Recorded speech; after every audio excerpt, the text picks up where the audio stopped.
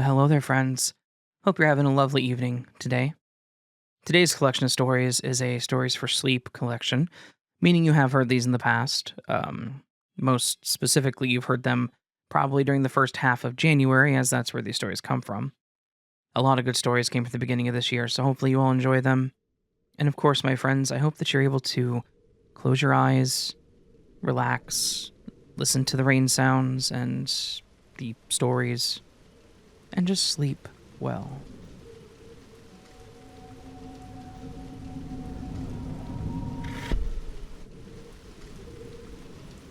Hey there, long-time listener, first-time submitter. I'll do my best to include all the details and not drag this on too much, but this is a story about something that happened to me when I went to a friend's party over a decade ago. I'll start by saying that I wasn't a bad kid per se growing up. I wasn't a troublemaker, but I certainly did not hang out with a good group of people. At the time of this story, I was 17, almost 18, which I know is still a minor, but at that time it made me feel more mature. Regardless, 17 and 18-year-olds should not be hanging out with people that were 21 plus, but that's exactly what I did. I had some friends in school around the same age as me, but there were also people in the neighborhood that were older that I liked to hang out with. They seemed cool to me, partially because they were adults that didn't judge me or tell me what I should or shouldn't do with my life. So I spent a lot of my free time with them. We didn't do anything that wild, either. I would chill at their place and play video games. Sometimes we smoked, but that was only if I had the cash for my share. But we didn't leave the house if we did. At least, I didn't. I liked how it made me feel, but then part of me also became paranoid that I would get arrested the minute I stepped outside, or my parents would find out. Things like that. I'm not going to say that my parents didn't know, but I will say that I was never talked to about it. I was the second oldest of 5 kids, though, so maybe that was why. So, I was hanging out with a couple of these guys, and they were talking about a party they were going to be having. I was in the room when they brought it up, so I asked about it. They told me when it was and that I was welcome to drop in, but that there was going to be some harder stuff there. They weren't telling me I had to partake in it, but as a heads up to be cool about it if I saw anything. They knew me well enough to know that I didn't care, but I think it was also you're on your own if I did show up since I was a minor. They've done something similar before. So, I told them that I was in, and planned to tell my parents that I would be going to a friend's house. And yes, this particular friend and I always used each other for coverage on nights like this one. I invited him to come with me, but he had plans that night, so he at least knew that he was my alibi, so to speak. Anyway, I declined my parents' offer to drop me off at said friend's house, as he lived just a few blocks away, and offered to ride my bike. I was willing to do this because the party I was going to was in the same direction, but just a little further down. I got to the house, the party already in full swing, and left my bike out front by the porch. Now, I'd been to parties in the past, even one that this very friend had hosted, but this was the first time that I'd seen so much, quote, activities occurring, which is probably why he warned me. They had music playing, the living room was already hazy. I went to the bedroom where I spent most of my time and found my friend there playing a game with another guy passed out next to him. We sat there for a good while, playing a football game until I left to look around the party some more. I found myself gravitating toward the kitchen, because he always had food, and that's where I stayed the rest of the party. I grabbed a bowl of various snacks and talked to this girl that was also eating in there. She was very drunk, and was acting like those cheese crackers were some gourmet meal and she hadn't eaten for days. But it was funny. I looked up when I heard the front door open. There was a half wall separating the kitchen and the living room. I saw 2 guys walk in. One was in normal clothes, but he was wearing a ski mask. And the other guy was in a full Santa suit. Beard, gloves, hat, all of it. I wanted to be amused by Santa, but my heart immediately started racing when I saw the ski mask guy. It wasn't cold enough to have something like that on. This was not about to end well for us. And so, I looked away, trying not to make eye contact. But it didn't matter. Before I could even think of what to do next, Ski Mask pulled out a gun and fired into the ceiling. Everyone dropped to the floor, screaming and covering their heads, myself included. One of them yelled at us to be quiet and to lie on the floor face down. We all slowly did what he told us, trying to make room for everyone. There were definitely more people there than should have been in that house, and we were trying not to step on each other's hands or kick one another. One of them told the others to check the rooms, and I could hear shouting and screaming as the guy explained to us what to do. So here's what's going to happen. Everyone's going to put their phone and wallet over their heads, and we're going to come by and take it off of your hands. As he started walking around, he was talking about how we were all very generous to cover someone else's tab, and how we should all take this as a lesson to not try and skip out on your dealer, especially if they know where you live. I was terrified. I had never been in a situation like this, and to make it all worse, I didn't have a wallet. At least not on me. I was only 17. I had a part-time job at a nearby fast food place, and no money on me at the time, so I left it at home. It's not like I was going to need an ID to get in. All I had was my crappy hand-me-down phone with a cracked screen. What if they said something about me not having a wallet? What would I tell them or explain to them? I was starting to panic that they might just shoot me, thinking I was refusing to give up my wallet. And since they wanted my phone, I couldn't even call 911 and slip it back into my pocket. I didn't even want to think about the consequences if they were to catch me. I held my phone over my head, trying to strain my eyes to look at the guy. I could tell that it was Santa walking around based on the pants and black boots, but I still couldn't see his face. I could hear yelling and pleading coming from the bedrooms, and was scared to think about what was happening to them. He mentioned knowing where someone lived, so I assumed he was here for the person that owned this house, my friend. Was he in trouble? Hell, at this point, was he even alive? Santa had made his way to the kitchen, where I was at this point. He grabbed my phone and then asked me, but it wasn't really an ask, for my wallet. I told him I didn't have one and he could check if he wanted. Then he asked how old I was. I was honest. He made some weird clicking noise and said, "Kids these days," and then stood back up. As he was finishing everyone in the kitchen, he started saying something when there was more screaming coming from the hall where the bedrooms were. The other guy came out to the living room and said something too fast. All I could make out was, "Gotta go." Santa cursed, shouted something that this was directed at Corey, my friend that owned the house, about learning a lesson and talking more later. Then they ran out the back door. I didn't move for several seconds, fearing that they would come back. That was until I heard the sirens, and then I was scared all over again. I wasn't supposed to be there. I was supposed to be safe at a friend's house.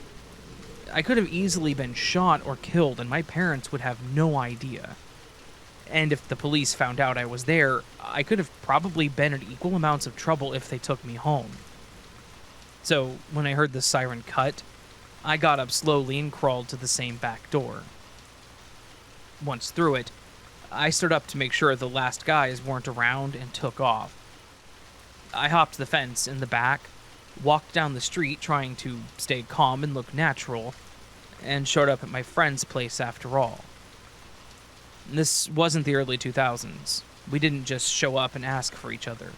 We called or texted. So his dad was a little surprised to see me when he opened the door. I was just thankful that my friend was home. I made some excuse about needing to get something from him that he borrowed, so he had me just come up to his room. I explained to him what I had just gone through, and at first he was freaking out that I showed up there, thinking I was going to lead those guys to his place, but I convinced him that they were long gone. He let me chill there to calm down for a bit, but eventually I did leave. His grandparents were in town, which is why he couldn't come to the party with me, and now I'm glad he didn't. I left soon after, having to walk home because there was no way I was going to get my bike back that night. My parents were a little surprised to see me home, thinking I was going to stay over at Glenn's house, but I told them that I wasn't feeling well, and decided to just come home. They left it at that. I took a hot shower and then went to bed. The next morning I had to face the fact that I didn't have my bike or my phone.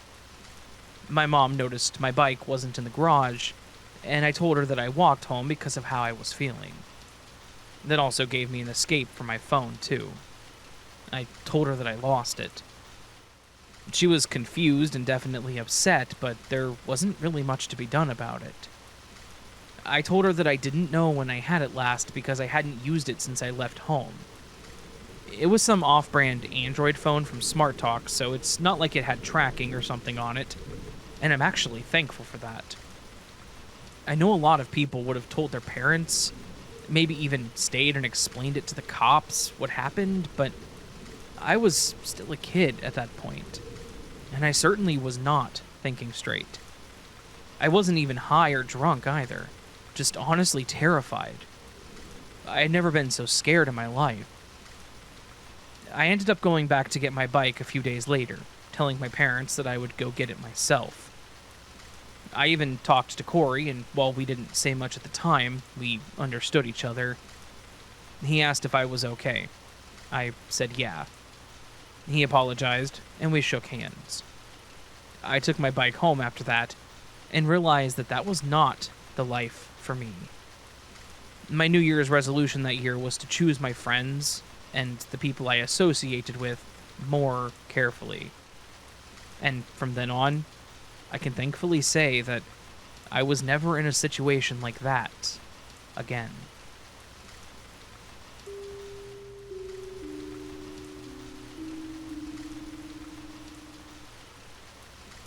Hi, Raven. I've been meaning to submit a story or two to your podcast for a while now, but life keeps getting in the way. Thank you for the time and effort you put into your work. I've been listening for over a year and look forward to each new episode. I'm in the middle of writing some longer, more intense stories that I will eventually send to you, but I'll share this one for now. So here goes. Over a decade ago now, I was sitting in a fast food drive-thru with my now ex when I blurted out, "I'm about to lose a grandparent." I didn't have any thoughts provoking this strange announcement. I was just as shocked as my ex because I couldn't explain why I had said it. At that time, both my living grandparents were still in their 60s. My grandmother had some chronic health issues, but none of immediate concern. However, before we had even had time to pull out of the drive-thru, my mom called me to tell me that my grandmother, Grammy, as I called her, had just been admitted to the hospital, but that she was going to be okay.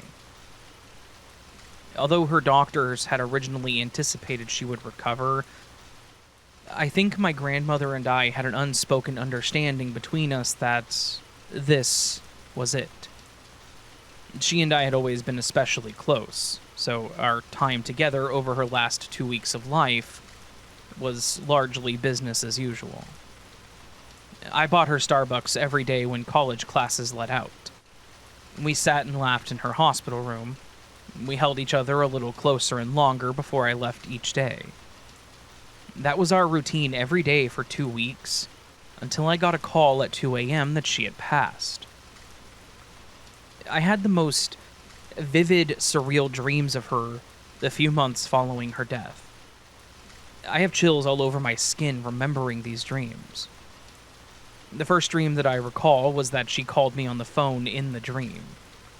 I knew that she had passed, and knew that she also knew that she had passed, and was calling me from the beyond, or what have you. We were mutually ecstatic to be speaking to each other. She said things like, "Oh, honey, I've been wanting to ask how you are," wanting the latest news about me, my ex, and the child we were expecting later that year. This type of conversation went on for a minute or two, and then I asked her, "Grammy, what's it like? Where are you?" And there was silence. Even as the words came out of my mouth, I knew that I was crossing a boundary that I shouldn't cross. Silence, and then there was static on the line, and I woke, wide awake. I had a few other dreams in which my grandmother communicated with me, but they pale in comparison to how vivid the first and last dreams were. Before getting into my last dream of her, I'll give you a little information that will become relevant. I was born and raised poor in a small town in West Virginia. Although my grandmother only had a high school education, she was an avid reader and especially enamored of British, well, everything, really, because she had read the classics so many times over. Perhaps I'll submit some of her experiences that may be explained by reincarnation, but for now, suffice it to say, A. My grandmother's lifelong dream would have been to visit or live in London. B. She lived for the autumn season. She was an OG to what is sometimes now called White Girl Fall. I say this affectionately, because she would have enjoyed this joke. C. Also relevant to the next part of the story, no one in my family speaks a second language, let alone Italian. And D. My grandmother regretted that she had not been able to travel during her time on Earth, and she was immensely proud of the fact that I was becoming an experienced traveler myself. She lived vicariously through me in that regard. The final vivid dream through which she communicated to me was, and my eyes are welling up remembering this dream, it was the most beautiful autumn day. The leaves were at peak color, and the sky was the deepest shade of blue. I was sitting in the driver's seat of a car off a nice street in London, in front of some brown brick townhouses. A door opened, and my grandmother rushed down the steps and into my car. We embraced. Both of us were crying and holding each other tightly. "Oh, honey, I miss you so much," she whispered. She told me that her beloved brother, I'll call him Johnny, who had passed a year or two prior, was staying with her. I don't recall what I was trying to say, but she kind of hushed me, arm around me, and held up a finger indicating that I should listen as she turned the car radio on. I'm not an opera man, and she wasn't an opera fan either, at least to the best of my knowledge. But opera was playing. Specifically a song called Porti Volare. I only recognize this song from the film Step Brothers. It's the song that Will Ferrell sings at the end. I can't overstate how stunning, warm, and profound this dream struck me. When I woke, I immediately went online to look for the song Porti Volare, weeping, still high and feeling her with me. Then I happened to click on the English translation of the lyrics. In English, the title is Time to Say Goodbye, and the lyrics are as follows. Time to say goodbye, countries I have never seen and lived with you. Now, yes, I will live them, I'll leave with you. On ships to seas that I know, they don't exist anymore, it's time to say goodbye. When you're away, you dream on the horizon and miss the words, and yes, I know you're with me. You, my moon, you're here with me. My sun, you are here with me. My jaw dropped. I hadn't known anything of this song or ever heard an English version of it, but it said everything I believe my grandmother wanted to say to me. It was time to say goodbye. She loved and missed me and wanted me to think of her and see countries that she had never seen. I can't listen to this song nearly 12 years later without tears running down my face. Every hair on my arms raises. For sure, the song was a gift that she had known, somehow, to send to me from the other side. Since that dream, I've heard that song during key points in my life, both in times of celebration and turmoil.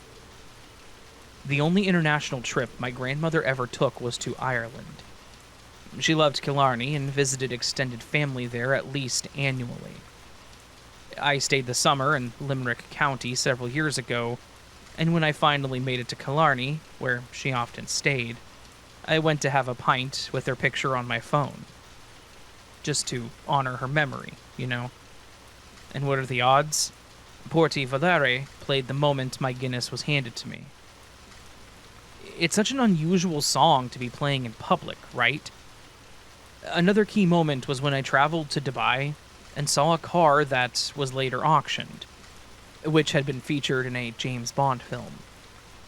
My Grammy loved James Bond.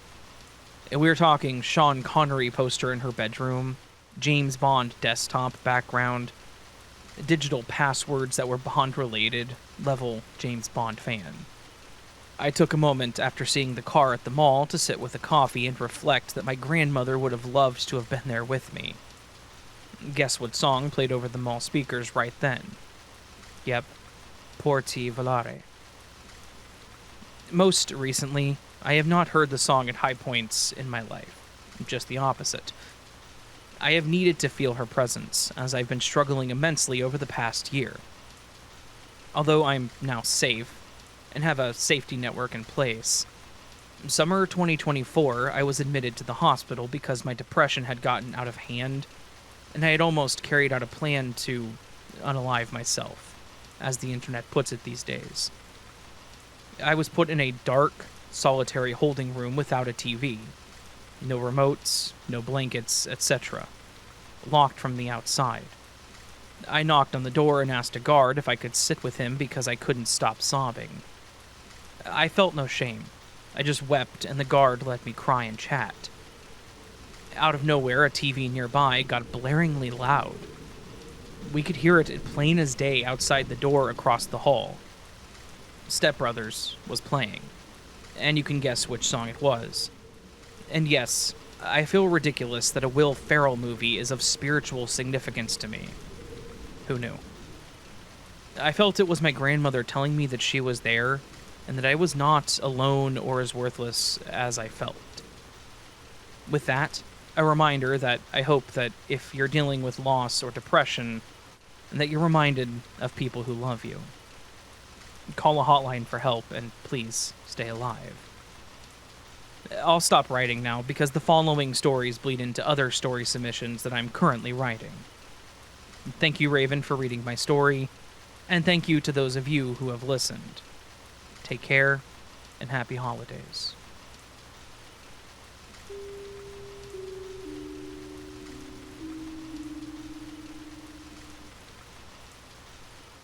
Back when I was 24, I was an independent personal trainer. I didn't have my own office or gym, so I basically held my sessions with my clients at 2 nearby gyms. I had a membership to one, and after explaining my situation, they allowed me to promote my work there. I just didn't get commissions off the memberships, which was fine by me. My clients paid me specifically for sessions. I also had a few clients that preferred a local community recreational center, and they were all for me using their facilities, stating that I helped bring in more customers, which wasn't a lie. They let me display my business card and pamphlets at the front, which definitely helped me as well. All in all, I had a really good list of repeat and ongoing clients between the 2 locations that my session pretty much filled my days. One week, I was at the gym and had just finished a session with a client, maybe half an hour before this all took place. After they leave, I usually take some time for myself, maybe work out, clean up, and organize. Maybe shoot the breeze with some of the employees there. Over the years, I had gotten to know a few of them, so we would talk about things in our downtime. While I was picking up at one of the stations we were at, I noticed a woman that had started coming in regularly looking my way. She looked to be in her 50s. She was in expensive workout gear, like the kind with designer logos plastered all over. She had the fake tan going on and deep wrinkles in her forehead and the sides of her mouth. Her hair was bleached, with her gray roots showing pulled in a bun on top of her head. If it weren't for the tan and bougie attire, she would honestly remind me of my own mom. Needless to say, she kind of stood out in this middle-class, low-key gym. But the part that kept making me look over at her was that she was constantly staring at me. Every time I looked over, she would smile and wink at me. Now, I was always polite and smiled back and nodded, no problem. I don't want to sound conceited when I say this, but being a younger fit male, I was used to getting looks at the gym. I've just learned to ignore it. Besides, I was happily engaged, so to be honest, it wasn't difficult. Plus, she was old enough to be my mother, and no shade to others, but I'm just not into that. So it's been a few days now, and I've seen her at the gym, and she's always watching me. One of those days, I finished up what I was doing and was now standing up at the check-in desk talking to one of the guys there when the same woman approached us. She asked the guy if he could sign me up to be her instructor. He explained that I didn't work for the gym, and that she would have to talk to me about it, which is when I stepped in. I explained that I was an independent trainer, and that my current schedule was too full to take on any new clients at the moment. It wasn't completely wrong. It was pretty full, and I wanted some days off too, but she also made me a bit uncomfortable. She looked disappointed, but walked away again, winking at me. The next day, she approached me right after my client had left. I was still packing my bag of supplies when she came over. She asked if I could help her again, and I declined. She then clasped her hands together, pleading, and asked if I could at least give her a rundown on some of the machines, claiming to be new to exercising. I felt put on the spot, especially with my client just leaving, making me look free, so I agreed. I walked her through several machines and explained the different attachments, and what muscle groups they targeted. The entire time, she stood way too close to me. When I would step back to demonstrate something, she would close the distance again.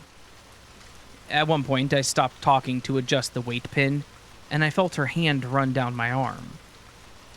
She started saying something about my arms, and I stepped away, and I tried to redirect her attention to the machine itself. She sat down and started reps, but did not take her eyes off me. It honestly creeped me out and made me feel really gross. She wasn't paying any attention to her reps, her form, or even her breathing. Just staring at me. I told her that she was doing great and to keep working on it, and then I walked away, hoping that she wouldn't follow me. Thankfully, she didn't. I finished packing my stuff and gone out of there before she had time to stop me again.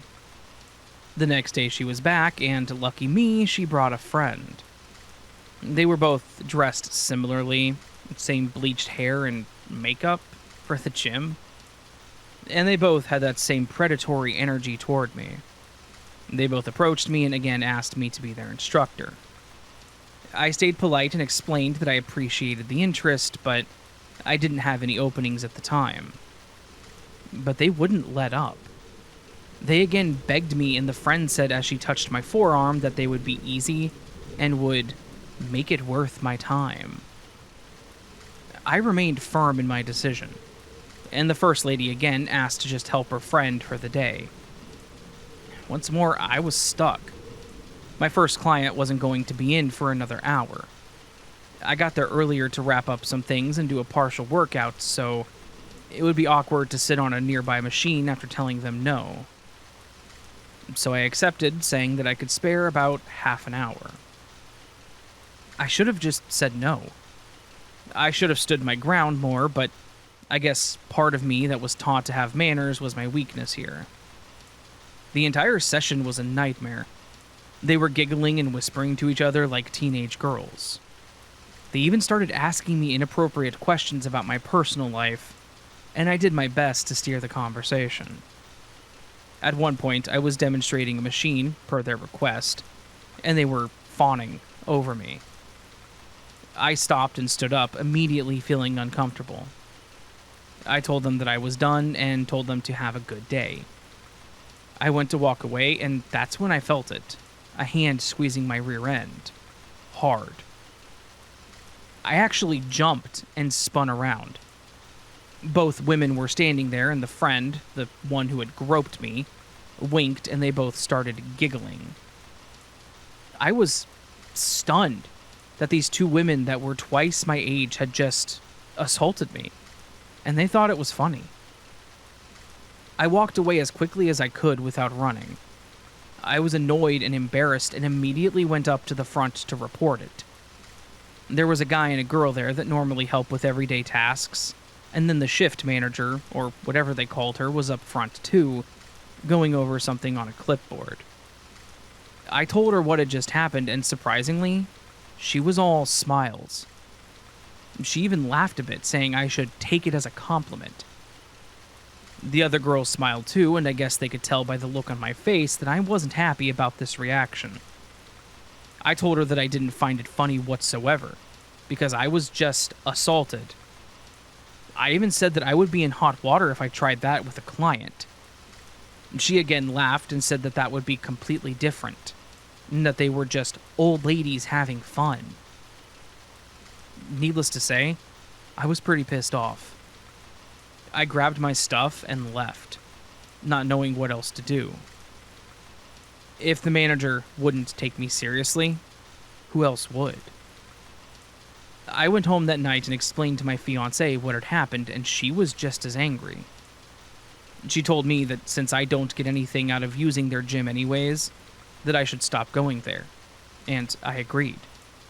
I planned to cancel my membership there sometime that week so they didn't charge me again. In the meantime, I contacted all of my clients that I saw there and explained that I would no longer be at that gym.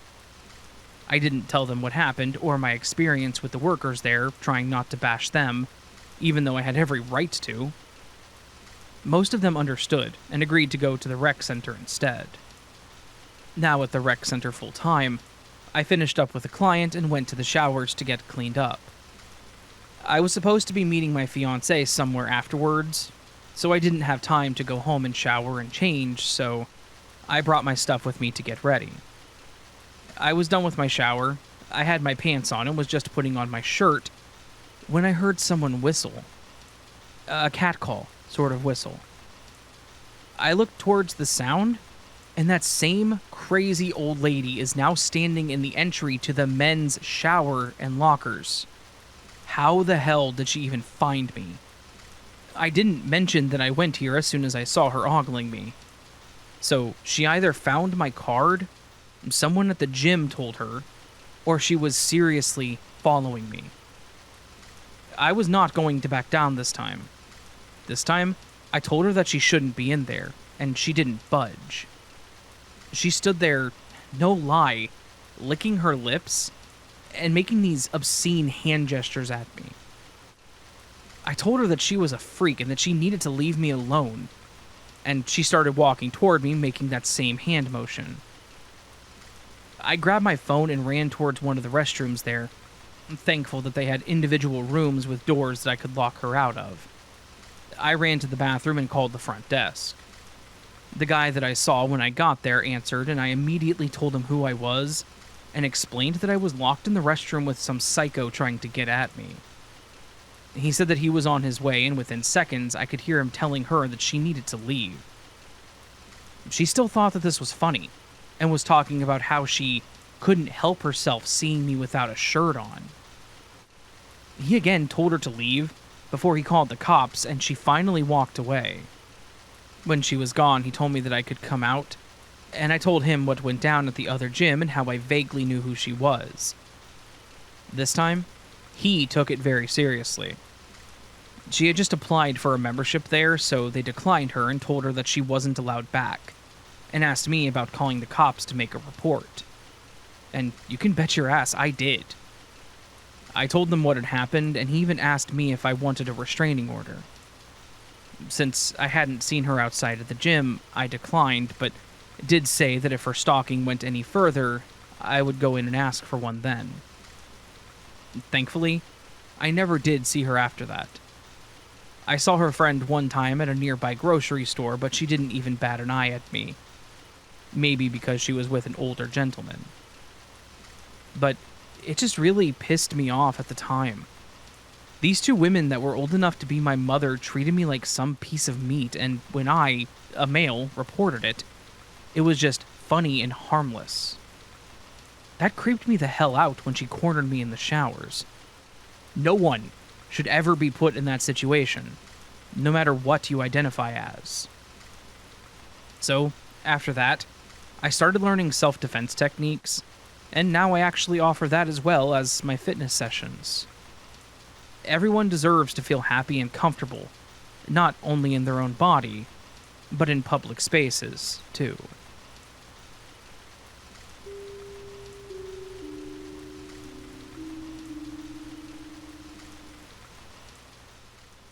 Hello to my favorite Raven. As I've been listening to all of your different stories, I was feeling like my life was too boring to submit anything, since I never really had a paranormal or really strange thing happen to me. But as you started to expand your categories to include stuff like late night stories and scary city stories and so on, I remembered something all the way back to 2010. I had seen Seether a couple of times at Summerfest when I was younger, but then they had a headline tour and one of my friends who was having car problems asked me to go with him, but we would have to take the bus. I almost never used the bus before, but I figured that he knew what he was doing. So we went to the show. Had a fun time, but it did end a bit later than what was normal. For context, rock and metal shows tend to end by or before 11, but Seether likes to push things. This was even true at Summerfest, and while I do not know if this increased the chances of running into robbers or not, I imagine it didn't help being in a less than good area of Milwaukee past midnight while waiting for a bus. Things started off with the usual types. Beggars asking for cigarettes and spare change. But not long did an odd group of 3 come up to us also asking for money. And, while I was still a fairly naive and open-minded person, I had a weird sense that something was not quite right. And my friend hinted to me to pretend that you spent all your cash at the show. There was a tall, older man who stood on one side of us looking out toward the streets while smoking a cigarette. He never spoke to us. As well as it seems a teen who was also not speaking to us, but occasionally looked at us with a sort of a dark look. I couldn't tell if it was sad or angry, but this group was letting this woman talk to us, who was acting a bit erratic and desperate. This woman started a sob story about how the kids with them needed money to take the bus home. It sounded odd. Something wasn't quite adding up in this whole situation. But even though I didn't quite believe the story, I have a bleeding heart and I knew that I had $26 on me, so I gave her $6. My friend didn't say anything, but he looked at me almost like, "You opened the floodgates, dude." At first, the woman was grateful, and the 2 males continued to be silent and stoic. And a bus came going west. But my friend made the decision to skip this bus so that we could take a bus north. Even though these people were still hovering nearby, he was still trying to optimize our route back to his house. And I fear that was a mistake. A few minutes while waiting at the other bus stop, that group looked like they were conversing with each other for a bit, and then came over to us. And while I was a bit tense that it seemed like they were following us, I did keep in mind the story that the woman tried to sell me. And maybe they were planning on using the same bus. But that unfortunately was not why they came over to us again. As the moment they stood in front of us, with the males flanking either side, the woman said that she had a weapon in her hoodie, and claimed that she knew we had more money to give up, and wanted us to give it all to them. As much as I was naive and wanted to have faith in people, I got to experience firsthand what poverty in the city leads people to do. And I was in shock and near frozen that I was being robbed. My friend said nothing, but I said, "Okay, I'm gonna get my wallet out now, don't shoot." All of a sudden, as I got my wallet out as slowly as I could, as I was afraid to make any fast movements, my friend, who had a small pepper spray on him, managed to snipe all three of them in one spray. I had totally forgotten that he even had it, as I never expected that we would have needed it. And I was still in partial shock, so as my friend jumped up to run, he had to yell at me to run for me to actually start moving from the bus stop. Since it was late and we didn't really have a backup plan if we couldn't get home from a bus route, my friend started calling up friends that he thought might be able to pick us up from downtown. And fortunately, after half an hour of trying to avoid people at like 1 a.m., someone did come save us and take us back home. This has taught me a lesson, that if people are acting sketchy, you probably should avoid them and don't interact with them if you can help it. Some would even say you should avoid giving beggars anything at all, since you don't know if they will escalate and want more. But that's a decision that each person should make for themselves, and how confident you are to defend yourself in case a situation could turn bad.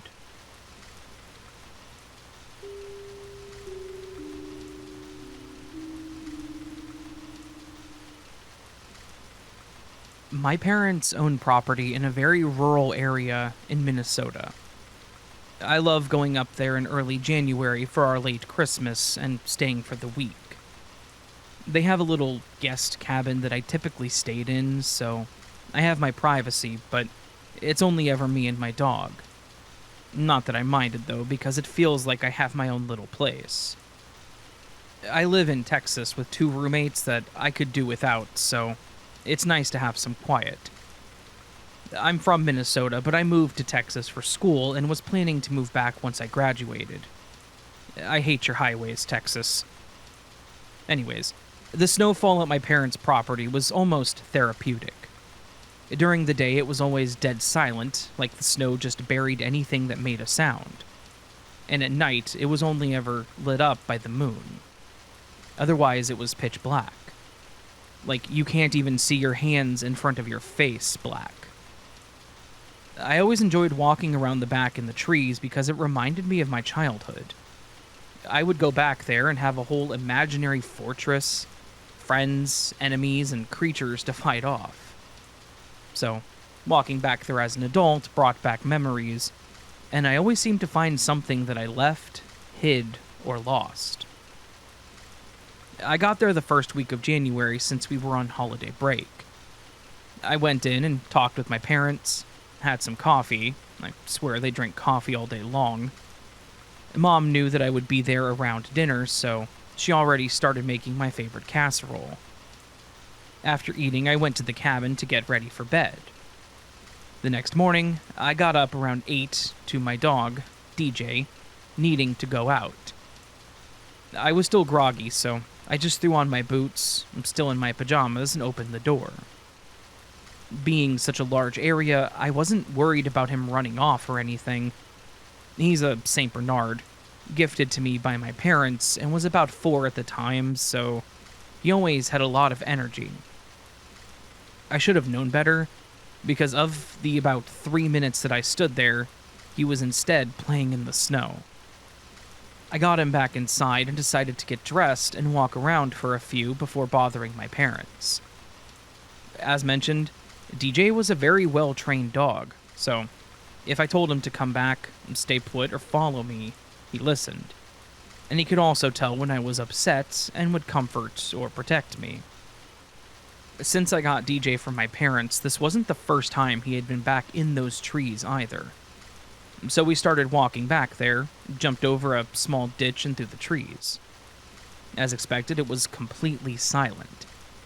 There was a slight hum from the wind blowing, the taps of tree branches hitting each other or bending, and the crunch of the snow beneath our feet. I was just walking and trying to identify the different trees when I noticed I didn't hear DJ walking with me. I stopped and looked around and then realized he had stopped walking a few feet back. I called for him, and he just stood there looking at me. After a few more times, he finally came, but walked slowly to me. I was thinking maybe he was ready to go back, but it was unlike him to tire out so quickly. And so I decided to keep going for a bit, and if he stopped again, then we would head back and maybe try again tomorrow. Not much further, though, he stopped again, and I noticed because he started whimpering. I looked back again and said, "What's wrong, DJ?" And that's when I noticed he kept turning his head sideways, like he was listening for something. So I got quiet and listened too. After a few seconds of not hearing anything, I tried to get him to keep going when he started growling. And then I heard something that sounded like a tree breaking or snapping. It was possibly just a tree breaking under the weight of the snow, but DJ's reaction had me on edge. That it may have been a wild animal or something, so I decided we should head back. I didn't want to disturb it, and I definitely didn't want either one of us hurt. I turned around and started walking back and called for DJ. But he didn't move. He continued to just stare straight ahead, growling. I finally raised my voice and said, "DJ, let's go, now." Then I heard my voice clear as though I just repeated myself saying, "DJ, let's go." It wasn't like an echo. It was like I just listened to my voice being recorded and replayed. I had no idea what I was hearing at that point, and it freaked me out, so I knew there was no playing around. I tugged DJ by his collar and yelled for him to go again, and he finally took off with me. I was walking quickly with DJ right beside me when I heard a blood-curdling scream. It made me jump and cover my ears. There were no houses nearby at this point. I'm hauling ass out of there. Thankfully, DJ followed, running ahead of me, and then just stopped, turning around and barking. I looked back to see nothing there, but suddenly felt like someone pushed me down from my back. I landed in the snow, and DJ was nearly on top of me with his fur raised, growling and barking so much that there was drool flying everywhere. I just sat there dumbfounded, trying to figure out what had just happened. I looked around and didn't see anything that I could have tripped on, and saw no one or nothing nearby that could have pushed me either. I had to try and calm DJ down and finally snapped him back. I have never seen him like this, but at least I knew he was good at protecting. My roommates always screwed around like punching me, and he would bark at them, but nothing like this. I got up. My legs were a bit shaky, but at this point, I was out of the trees. The cabin was close by, so I walked quickly to it, looked around one more time, and then DJ and I rushed inside, locking the door. I stayed there sitting on the couch with my dog for quite some time until we finally passed out. For being 4, he was huge and could keep you warm, so it wasn't hard to fall back asleep on him. Not to mention all the energy we had just expelled. I woke up to a knock on the door, which was my dad. I didn't know what to tell him what had happened at the time because I had no idea how to explain it. Everything I could think of just made me sound crazy. Later that night, after dinner, my dad asked if I went out into the trees yet, because he knew I liked going back there. I must have had a look on my face because they had asked me what was wrong. I just told them that I think I may have disturbed something back there, and that it got DJ worked up, so I just went back to the cabin. They just suggested what it could have been and then left it at that. I didn't mention anything else about it to them, but the next day I walked over to where I entered the trees and noticed that there was one set of footsteps and DJ's tracks, but then there was also a drag mark serpentining behind me. I wasn't carrying anything that would have caused it, nor was it from my dog because I could see his tracks with mine. I could tell DJ was on alert though, so we just went back to the cabin. I hung out at my parents' place most of the day and then headed home from there. I still have never mentioned it to my parents, but I told a close friend of mine who thought that it could be some kind of being that could mimic voices, but I'm not sure if I believe in all that. But really, what else could have copied my voice so perfectly? Since then, I try not to think about it, but when I go back up there, it's immediately on my mind. And I kind of wonder if DJ remembers it too.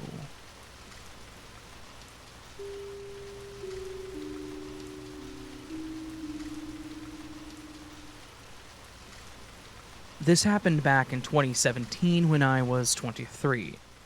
My roommate and I wanted to throw a big New Year's party for the first time. We've had a smaller party in the past with just a few friends and our boyfriends, but we wanted to do the whole thing.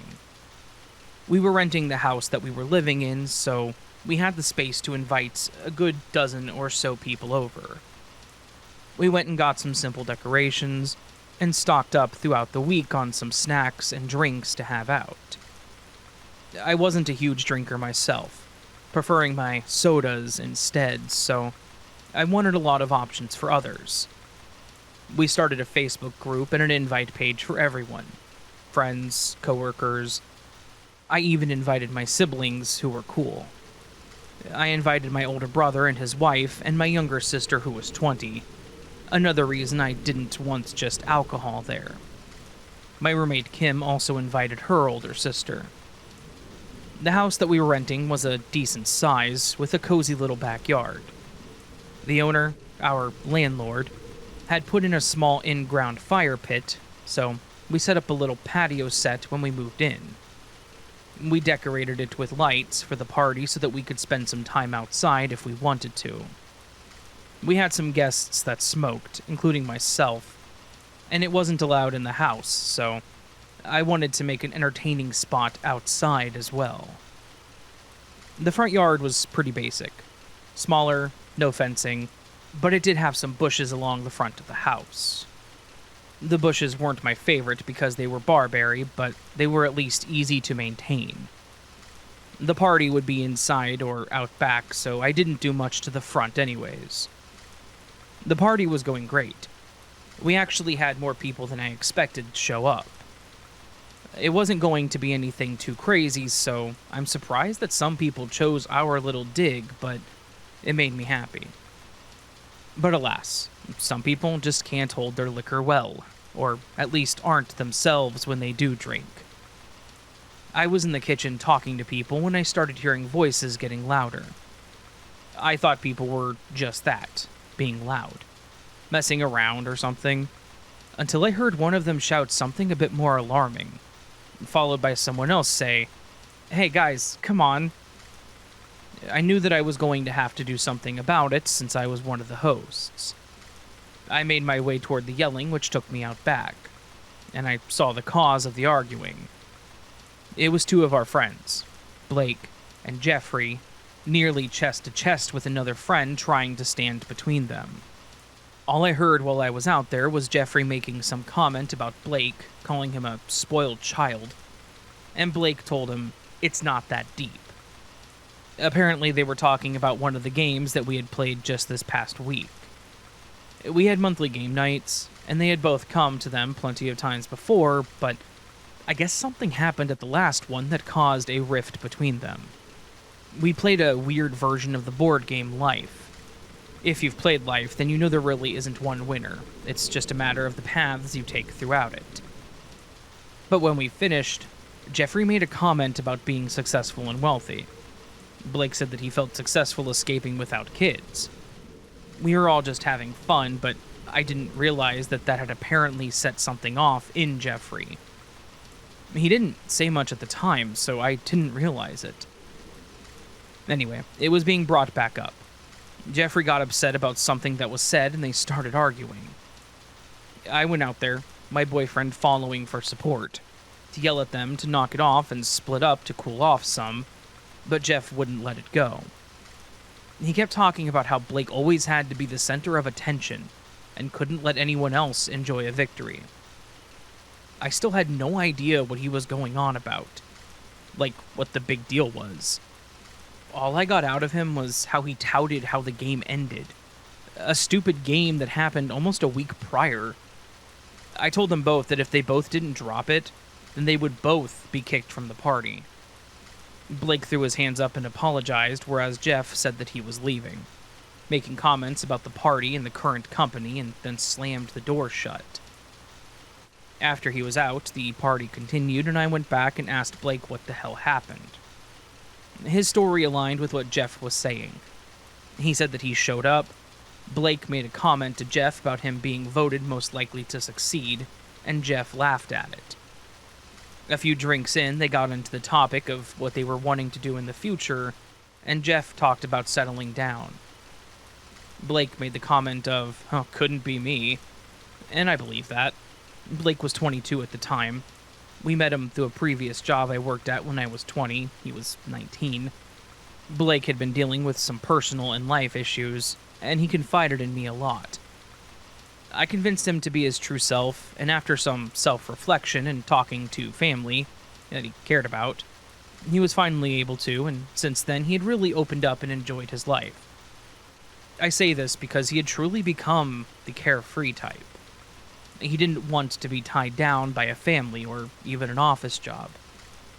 He ended up starting his own job, and while he wasn't wealthy, he was happy. Truly happy. And he showed it. He was happy to be around others and give back the same energy. That also brought along him being a very strongly opinionated individual, but not in a disrespectful way. In a way that spoke his mind, like I mentioned above. He didn't want kids, never did. So he made jokes about that with the game. I completely understood it. I was only 23 at the time, and I couldn't even fathom the idea of having kids yet. I truly felt like it was an argument or disagreement that went way further than it needed to. I just told Blake to let it go. Don't bring it up again around him, and that was that. He apologized to me, but I told him to apologize to Jeff the next time he sees him, too. And he agreed. From that moment, we continued on with the party. No big deal. It had been probably around 2 hours since the confrontation. It was getting close to midnight, and Kim was just announcing to everyone that we were getting ready for the countdown. I wanted to go outside for a quick smoke beforehand, because I knew the party was likely to get pretty crazy. So, I snuck out to the front for a quick second to myself. I was leaning over the small railing on the patio, enjoying the cool air, when I heard this weird sound that was between a gurgle and a snore. It was coming from the left, where the row of bushes were. My first thought was that someone had come outside to throw up and was having a rough time. It wouldn't be the first time I'd seen something like that. I did one of those little exhaled chuckles and called out, "You alright over there?" I didn't get a response, just another gurgle that sounded more breathy. I was a host, so I know that I needed to check on my guest, and I started walking over there to see if they needed anything. I was expecting to see someone crouched and hunched over by the bushes.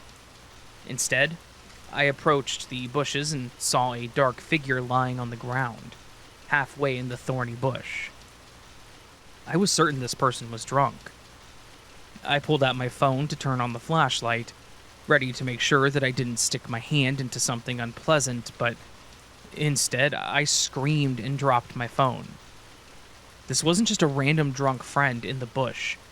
It was Blake, pale as a ghost and holding his abdomen that was covered in blood. I immediately went into panic mode, trying to pull him out of the bush. I'm a pretty small girl, especially compared to 6-foot-tall, 200-pound Blake. I was trying to get a good grip on him to get him out, all while the bush was pricking and cutting me everywhere, getting caught in my hair. I screamed for help, hoping that someone inside would hear me. I was thinking clearly enough to call on my own phone or run inside. The grip that Blake had on my arm told me that he didn't want to be alone again, and I couldn't even think of leaving him. I don't know if someone heard us, or if they just happened to come out front, but finally someone did, and I yelled, "Call 911." They ran back inside, and shortly after, My boyfriend, my brother, and another friend of ours ran down to us. They helped get Blake out and laid him on the grass where he held pressure on the towel to his stomach. It felt like forever before the ambulance finally got there, but time certainly slowed when I tried to ask Blake what happened, and all he could say was, Jeff. I tried to ask him to clarify if Jeff did this to him, and he nodded. I asked what the hell happened, and that's when his speech really started to slur and fade. I was terrified. I thought he was dying. Who knows how long he'd been out there? And could Jeff really be angry enough to come back and hurt Blake like this? The ambulance loaded Blake up, and the police asked most of us a lot of questions. I couldn't lie about what Blake had said, so I told him what he said, but added that no one was out there to confirm what Blake was saying. However, they did still ask for Jeff's contact information, and I gave it to them. After they left, we were left there just stunned, quiet, and shivering as we rang in the new year. We all went back inside, but it was pretty clear that the party was dead. Some people tried to pick the mood back up, trying to celebrate for Blake, but I couldn't get back into it. We had a lot of people crash wherever they could. Some people called for rides and others left. My brother and his wife left, telling me to keep them posted. My boyfriend was staying over, but he could tell that I was pretty shaken up still. He convinced me that there really wasn't anything else I could do this late and that I needed to sleep. He meant well, but I could hardly sleep that night. The next day I called the hospital that they took him to and confirmed that he was stable and could have visitors. My boyfriend and I went up there, and I saw him, now awake and his color returned. He was clearly trying to act like his normal carefree self, and it was a relief to see, to be honest. After some jokes and making sure he was okay, I asked him what exactly happened. Blake explained that he went outside to take a call from his own sister, wishing him a happy new year. After he got off the phone, he remained out there looking at his phone and just pacing the yard. That's when he saw a figure from the corner of his eye. He looked up at it and realized it was Jeff. The way he approached him, he expected another confrontation. He said that he barely got out of hay when Jeff shoved him backwards, said something he couldn't quite make out because he then felt a sharp pain in his stomach. He thought Jeff had punched him at first, but he explained how the pain felt deep. He grabbed his stomach when he felt the wetness. Jeff backed up and said that he was in shock at that moment. His mind couldn't make sense of what was happening. Then he said Jeff shoved him backwards, which is how he ended up in the bush. The wind was completely knocked out of him, the alcohol and the pain of the fall, and he couldn't move. He watched as Jeff's figure slowly disappeared, and he was left there in the dark, alone. This was way before we had started the preparation for the countdown. His sister lives on the East Coast, an hour ahead, so she called him when they hit midnight. That means that Blake could have been outside bleeding for half an hour to 40 minutes at least. I didn't ask him, but I couldn't imagine lying there thinking, this is it. This is how I die. But lucky me. I was a smoker, and I liked my own company and chose to go out front instead of out at the back, and I found him. He thanked me for that. I apologized that Jeff did this and explained how angry I was about it, but Blake told me not to be. Here was this man that had just been stabbed, nearly killed by a so-called mutual friend, and he held no ill will toward him. I didn't get it, but I guess some people are nicer than me. I did tell the police what Blake had said that night, so I couldn't take that back. And even though Blake said that he didn't want to press charges and ruin his life, Jeff apparently couldn't live with it. He turned himself in. Blake was told about it a few days later. Jeff did get some charges, but apparently they were lessened since he confessed. I don't remember the details, but I do know that he is no longer incarcerated. I do not, however, talk to him. I may not be mad per Blake's request, but there is still that feeling of distrust that is forever broken. Jeff was someone that Kim and I knew through another friend, and he quickly became part of our friend group. Yeah, he had anger issues, but never anything to that extent. He either came back to my place or just sat and stewed in his car until Blake left the house, with intentions to harm him. And I don't think I can ever forgive him for that. And, keeping Blake's wishes, I will do my best to let it go, but Jeff, I also hope we never run into each other again.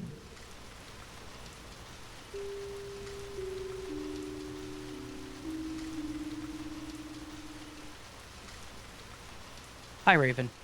I've been listening to your channel for a good while now, and I enjoy it very much whenever I have a task to do, so thank you very much for what you do.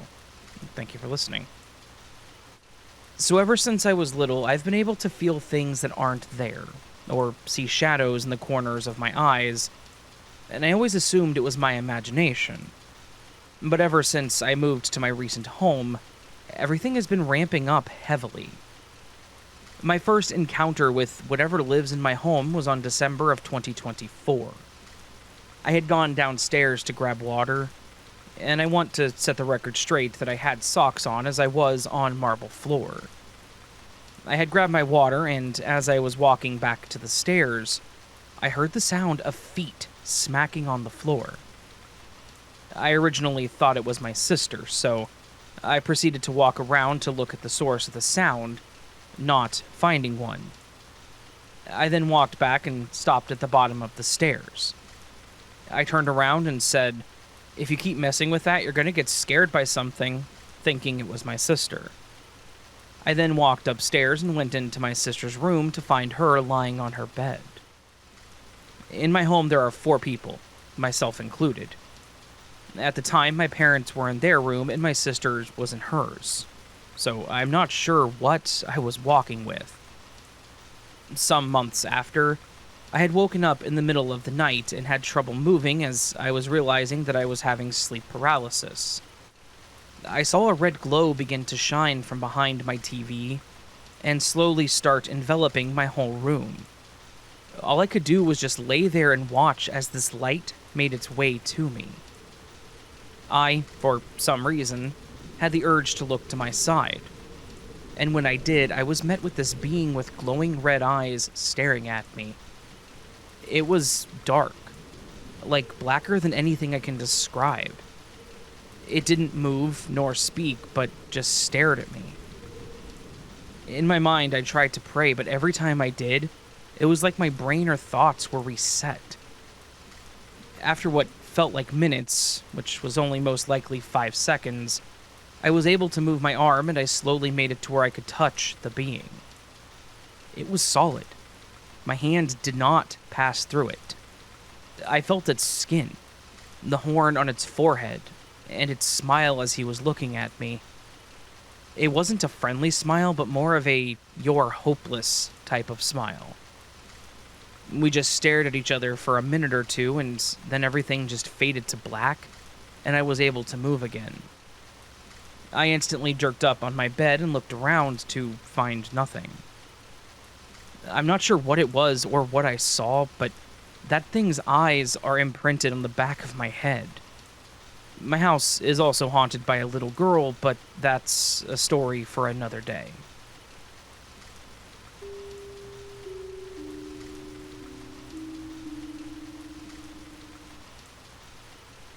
Hi, Raven.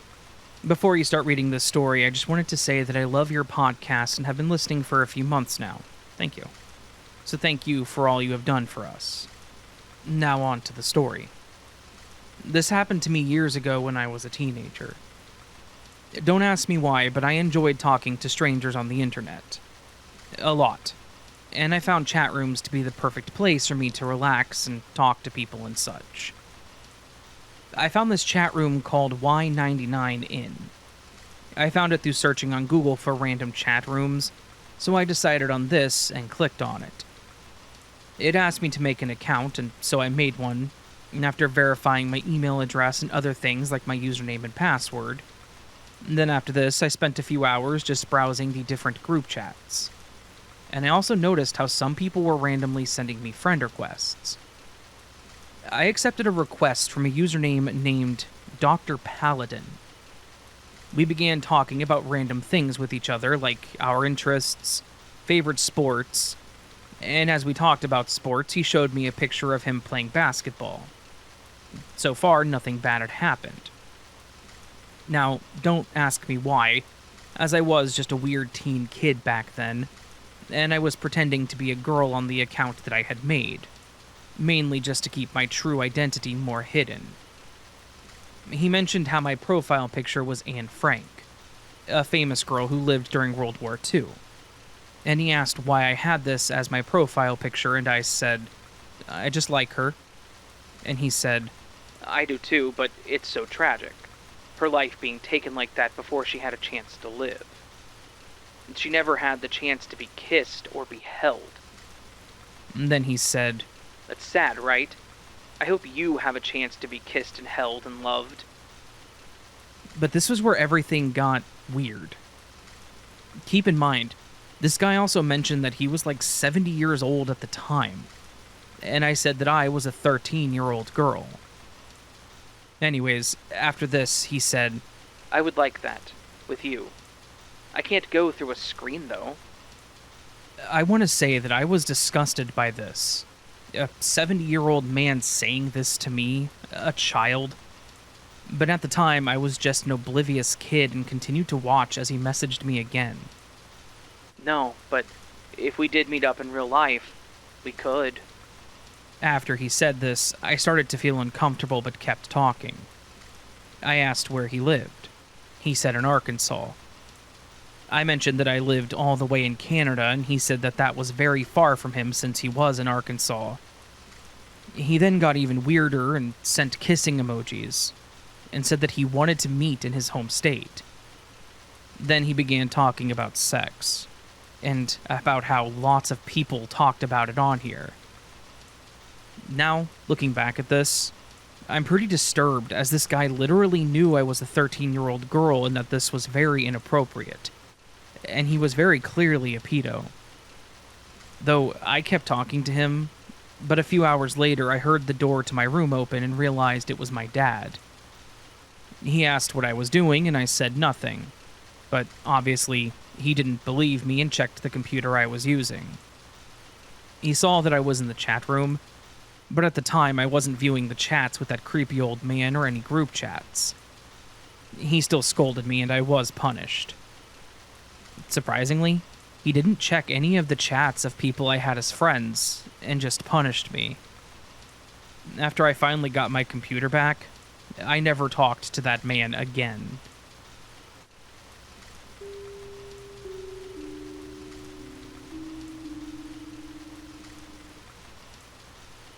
Hi, Raven. I love hearing your collection of strange stories, and must tell you that, when I listen to them for sleep, it's been giving my husband strange dreams. So, that's very cool, and thanks for that. Thank you for letting me know. Anyway, I have a story to share revolving around a family I know. I have known who I shall call here D for at least 30 years. I was friends with her kids, and she became close friends with my mother, and in more recent years we attended the same church. She was a wonderful, caring, and very funny woman. I say was because it is with regret that I must explain that Dee has passed away. It was a sudden turn in health and quite devastating for all of her loved ones.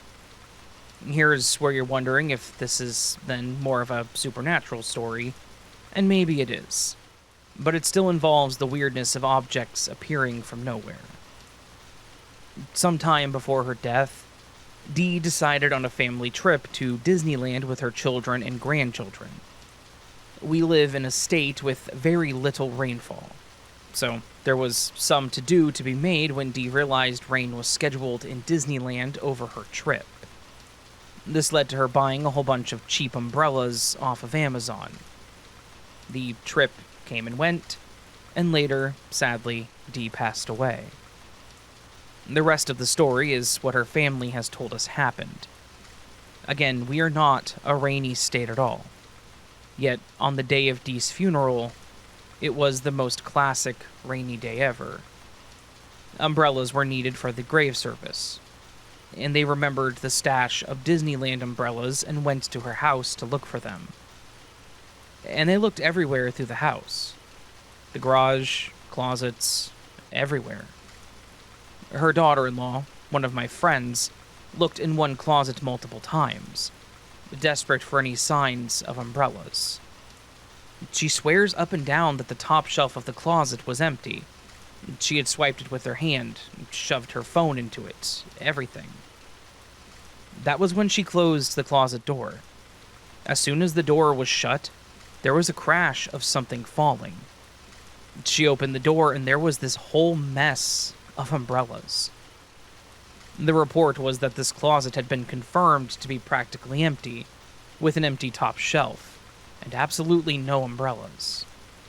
No one still has any idea where they came from, but at least they had umbrellas for the funeral.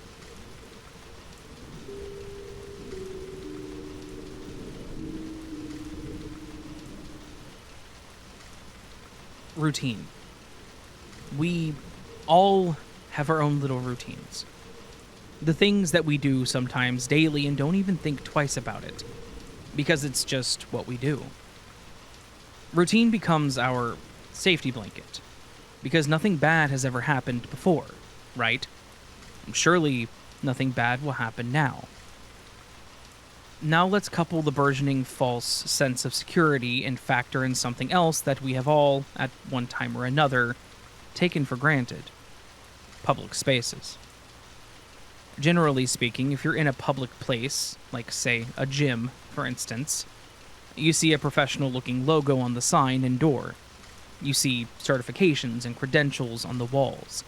Possibly even awards that say something like, safest gym in ... And that further lulls our instincts into complacency. It's a professional business with credentials, licenses, insurance, and standards, right?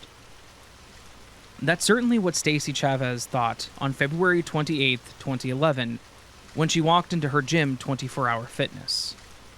She had joined the gym back in January, and so far there had been nothing to suggest that anything about the establishment was unsafe.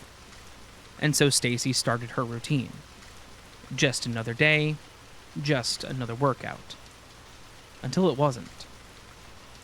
Stacey took her spot at one of the incredibly sturdy and permanent-seeming free-motion weight machines and began her routine. At some point during her set, a large, solid metal back panel with no kind of give or leeway to it came unmounted. When it did, it struck Stacey in the back of the head. And here is where I'm going to pause for just a moment. Stacey was not misusing the machine. She hadn't set it to some kind of extreme weight. It was just a normal set on a piece of equipment that is regularly inspected and properly maintained.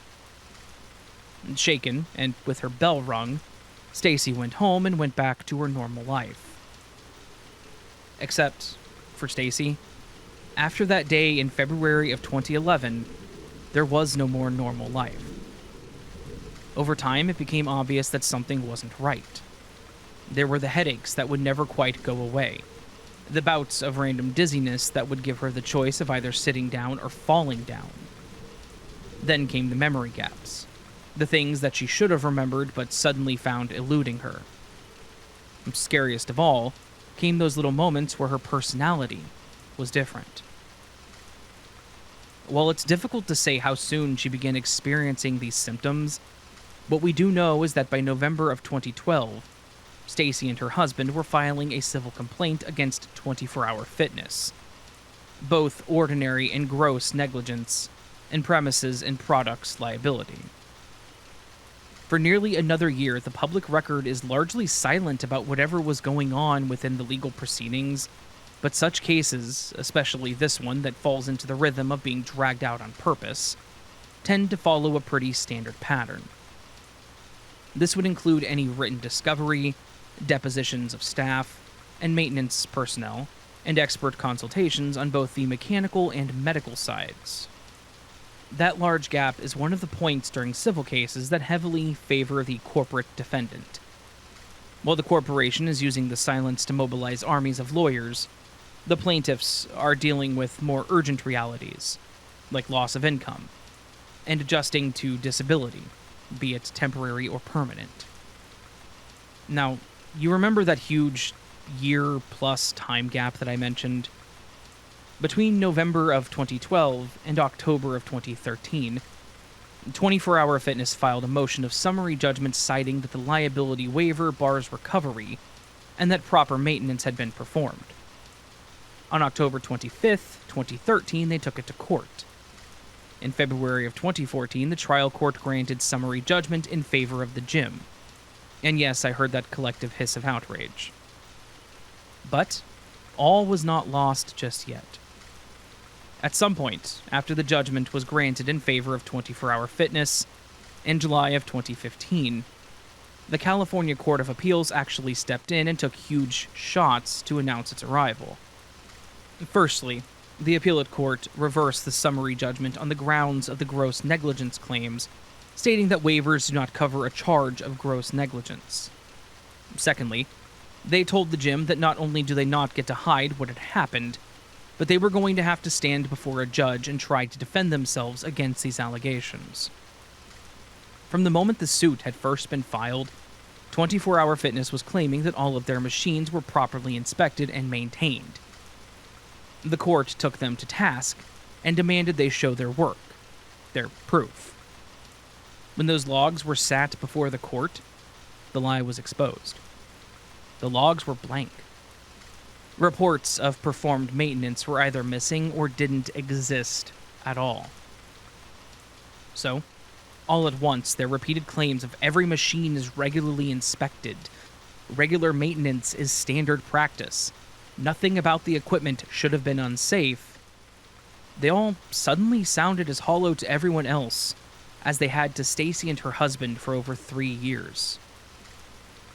So, between the summary judgment being overturned, the lie they had been repeating for years being spotlighted for all to see, and the fact that Stacy Chavez had undeniable permanent damage as the result of their gross negligence, 24 Hour Fitness's entire argument collapsed around them. That was when the court got to issue its verdict. The California Court of Appeals has reversed the trial court's grant of summary judgment in favor of 24 Hour Fitness as it is related to the claim of gross negligence. That entire statement is doing a lot of very important work, and it's really important to understand why. 24 Hour Fitness was being told by the appellate court that liability waivers weren't going to shield them, and paperwork wasn't going to make this whole thing magically disappear. The unanswered question around inspection and maintenance were serious enough that it was going to be a jury, and not some waiver, that was going to decide if the gym was negligent or not. Now, while this wasn't the court condemning the gym as morally bankrupt, nor was it handing out some dramatic brand of justice, really what the court did do was a lot sneakier, and even a bit more gratifying. They told 24 Hour Fitness that they would no longer have the luxury of avoiding the question, were you negligent? Of course, this ruling didn't undo Stacy's injury. It didn't restore all the things that she and her husband had lost. It did, however, make the system do something that it had been refusing to do for years. Acknowledge that Stacy's story mattered. She was finally told that what happened to her was severe enough that it could not, should not, and would not be allowed to get buried so deep that 24 Hour Fitness wouldn't just get to pretend like it never happened to begin with. And here we are at the end of another pretty intense story. And this is where I, Tom, just want to step away from the case file and share some thoughts. I think probably the overarching theme of this entire story is one of burden shifting. The reason I say that is because there was a point in history when there were more oversights in place and institutions charged with actual public safety. When Rome withdrew its forces from the Isle of Britain, they told the Britons to look to your own defenses, and in one of those moments that proves that history doesn't repeat, but it does, however, rhyme, that the same kind of withdrawal has happened again. Only we didn't get the friendly PSA from the Romans that said you're on your own, we're out, deuces. In the case of our contemporary times, we didn't even get the deuces. It's just been something that we've had to figure out and adapt to over time. Because of the way that 24-Hour Fitness handled their business, the only plausible way that Stacy could have prevented what happened to herself would have been if she had A, inspected the machine herself, but the problem here is that she's not an expert dealing with these machines, so how would she possibly know the machine was unsafe? Or B, never used the machine and just stayed at home entirely. Neither of these are really fair expectations to lay on someone. We've all been to public places like the gym, the courthouse, the DMV, etc. We've all taken it for granted that we were safe in those spaces. We've all taken solace in the security of our own little routines. And we've all been in that moment when that security has been rug pulled on us. And that's it for me. Much love, everyone.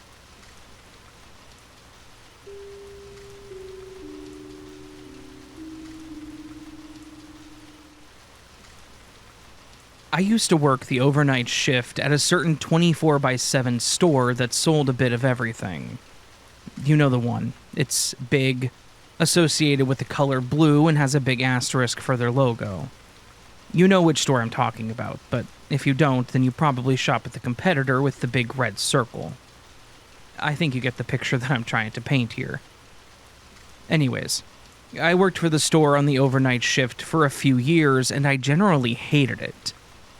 The worst part about working overnight in a department store is the customers. You get some real characters coming into the store at 3 in the morning. Okay, that's a bit of an exaggeration. Most of the people that came in overnight were decent people just trying to get something last minute. That said, the people that were the aforementioned characters were weird. We had a lot of people come in that were very clearly on some sort of substance, or just completely trashed out of their minds. So, with this being the norm, you gotta think, if I have a horror story, then it has to be something truly terrifying, right? Well, that thought would be correct. There was one night that definitely stands out. One customer that definitely made an impact on my memory. This actually happened during my first year working there, probably around month 9. One night, me and my new buddy Jack were working, stocking the shelves, and making our comments about customers when we knew they were out of earshot. One of the customers was some guy that was on something. Again, it was easy to tell. His eyes were wide, he was twitchy, and he looked paranoid about everything around him. Anyways, we watched this guy walk through the aisles like he was trying to find something. I actually paused and asked if he needed any help with anything, but he told me that he was fine in a tone that was incredibly dismissive. I just shrugged it off and went back to shoving items on the shelves. After a few minutes, Jack nudges me and tells me to come with him, so I do. We walk away from our stock point and into another aisle, where Jack then tells me that the guy from earlier, the paranoid guy, looked like he was following a woman that had passed by, and he wanted to make sure that we were ready just in case something happened. I mentioned to him that we should go get a CSM involved, and he agreed, grabbing his walkie and asking for a CSM to come to the section that we were in. We were standing off to the side and pretending to put more stuff on the shelf when we hear a woman shriek. We both turn to see what was going on, and we seriously see this guy walking away from the woman with a baby in his arms. This guy had apparently waited for the woman to not be looking at the cart and snatched this woman's infant son out of the seat, and then was walking away nonchalant like it was his kid. He wasn't running or making a full-on getaway. He was just walking away, from the woman that was screaming at him to give back her child. Obviously, the commotion caught the attention of everyone nearby, which was pretty much just employees. Since Jack and I saw what happened, we went over to block the guy from getting too far. I started telling the guy to stop and to give back the baby. Jack kept trying to actually, physically stop the guy. It was pretty clear to me that he was getting agitated. The look on his face went from calm to angered, and he started muttering something about how we were trying to take his son from him. Then, seemingly out of nowhere, he reaches his hand into his pocket, pulls out a small switchblade-looking knife, and shoves it into Jack's arm as hard as he could.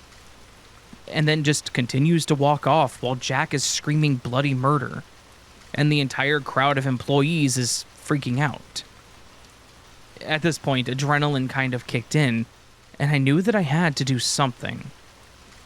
I'd pretty much thrown myself onto this guy's back and started trying to choke him as best as I could. I'm not really a strong guy or anything, but I used to watch a lot of wrestling, and while that may have been fake as hell, I learned a thing or two. So, at this point, this guy has successfully stolen a child and was attempting to leave the store, stabbed my coworker, and was now being choked out by me all in the matter of around 2 minutes. If I were to say that this was the longest 2 or so minutes of my life, it would be an understatement. So, thankfully, this story does have a happier ending than some. Once my coworker saw me trying to take the man down, they stepped in and got the child out of his arms. It took a couple of us to actually get the guy to the ground, yet another side effect of being on certain substances. We got the baby back to the lady, but obviously asked her to stick around for the police. The CSM got to the back and tended to Jack, who thankfully was all right, just in immense pain. Once the cops got there, I had to give a statement on what happened, and I explained the whole situation. What I told them was all backed up by the security camera footage. In the end, he was hauled off, and she got her baby back, and Jack got some time off work, and I was commended for my bravery, which, it really wasn't bravery. It was pure adrenaline and me honestly having no idea what to really do. Thankfully, though, I think I chose the right option.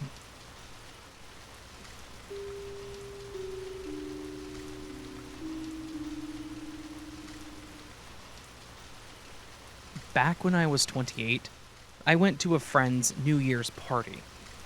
I rarely had New Year's off, so I decided to take advantage of the extra day off.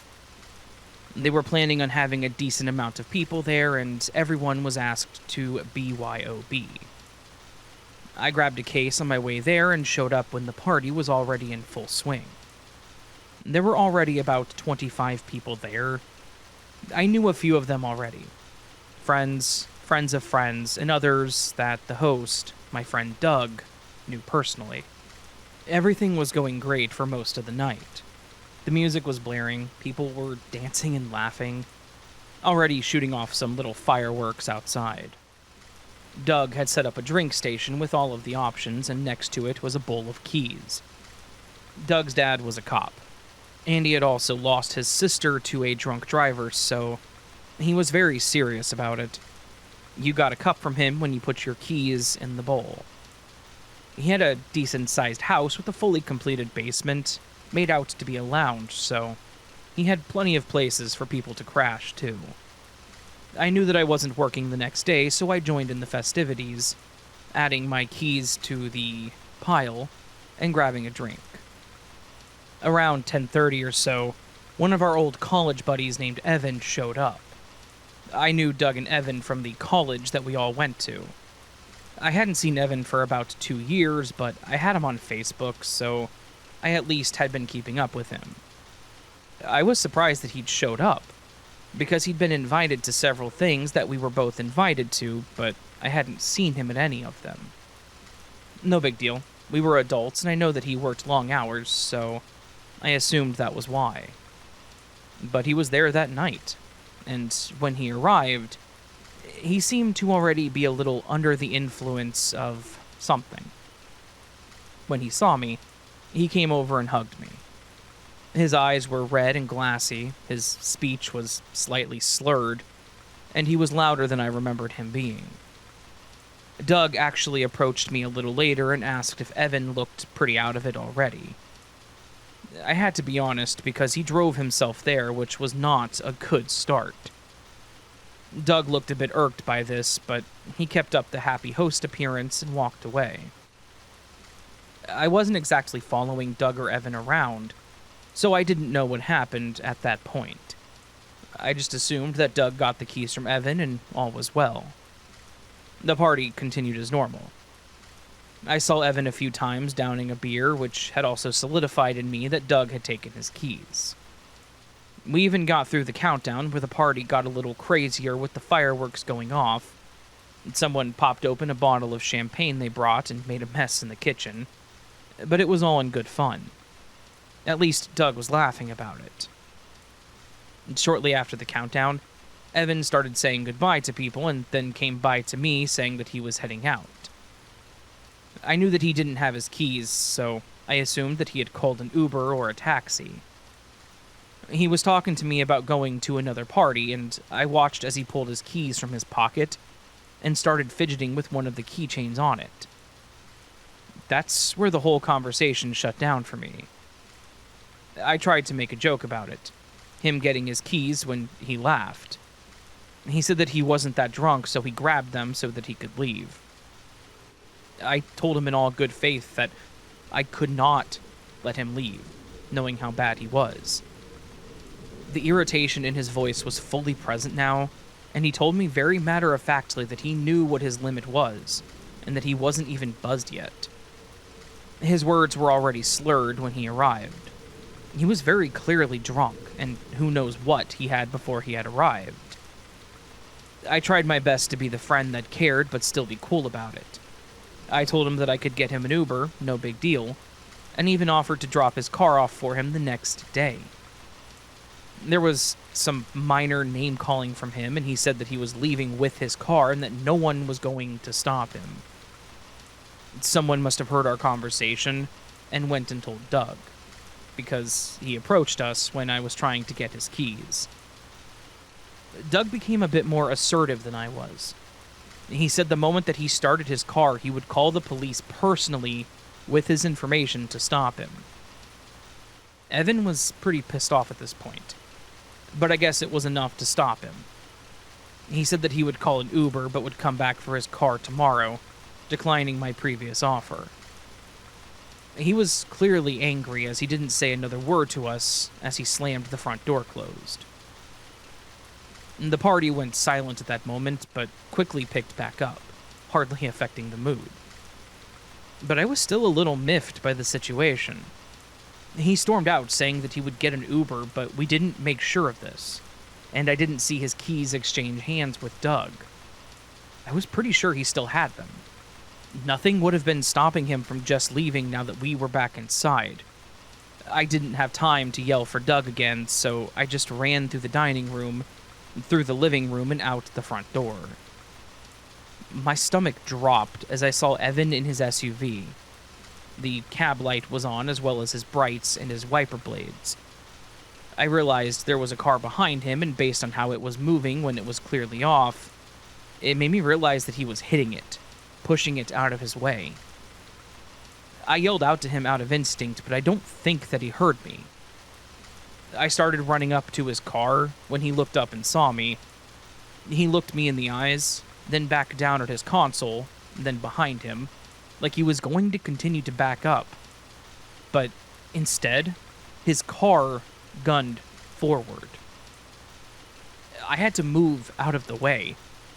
He smacked into the small car next to him, and then drove through the yard until he came to a hard stop when he hit the corner of the house. I ran over to him as the front door was being opened. People were pouring out of the house, some laughing, some yelling about their car, and then there was Doug, and he looked pissed and confused. He was yelling at Evan, who was now holding the steering wheel with both hands. not looking at anyone or anything other than straight ahead. I was in shock, looking at his now smoking SUV and the damage done to Doug's front porch. The SUV now connecting the place of the supporting beam to the porch railing. Doug was trying to pull Evan out. Evan was still yelling about going home and how it was our fault for not letting him. People were shouting behind me that they had their car damaged by him. It was a fun party that had quickly turned into chaos. Police and paramedics arrived pretty quickly and looked over Evan to make sure he didn't have a concussion or anything. Doug didn't want to press charges on Evan, but he did have to report it for insurance claims. People were calling Ubers, some had designated drivers and left. Only a few people stayed, including the two that had their cars damaged. I felt bad for them. They had plans on staying, and their cars still ended up damaged. Evan turned out okay, but after everything was explained to him the next day when he was sober, he felt pretty awful. He apologized to me for nearly running me over and asked me to apologize to Doug for him, not wanting to face him. I forgave him, but I told him that he needed to reach out to Doug and to do it himself because he really messed up. He was trying to keep all of us safe, and he was being too selfish to see that. He had lost someone from this exact thing, and he was angry that it almost happened to someone at his party by someone at his party. People that he considered friends. He was also feeling incredibly guilty for not getting his keys when he stormed out. Apparently, I was good at convincing him because he called him and talked to him about it, and later told me what happened. Apparently, those two are actually good now, but I've only been to one party since then that Evan was at. He didn't drink at all. I don't know if he just limits himself at parties or if he stopped drinking altogether.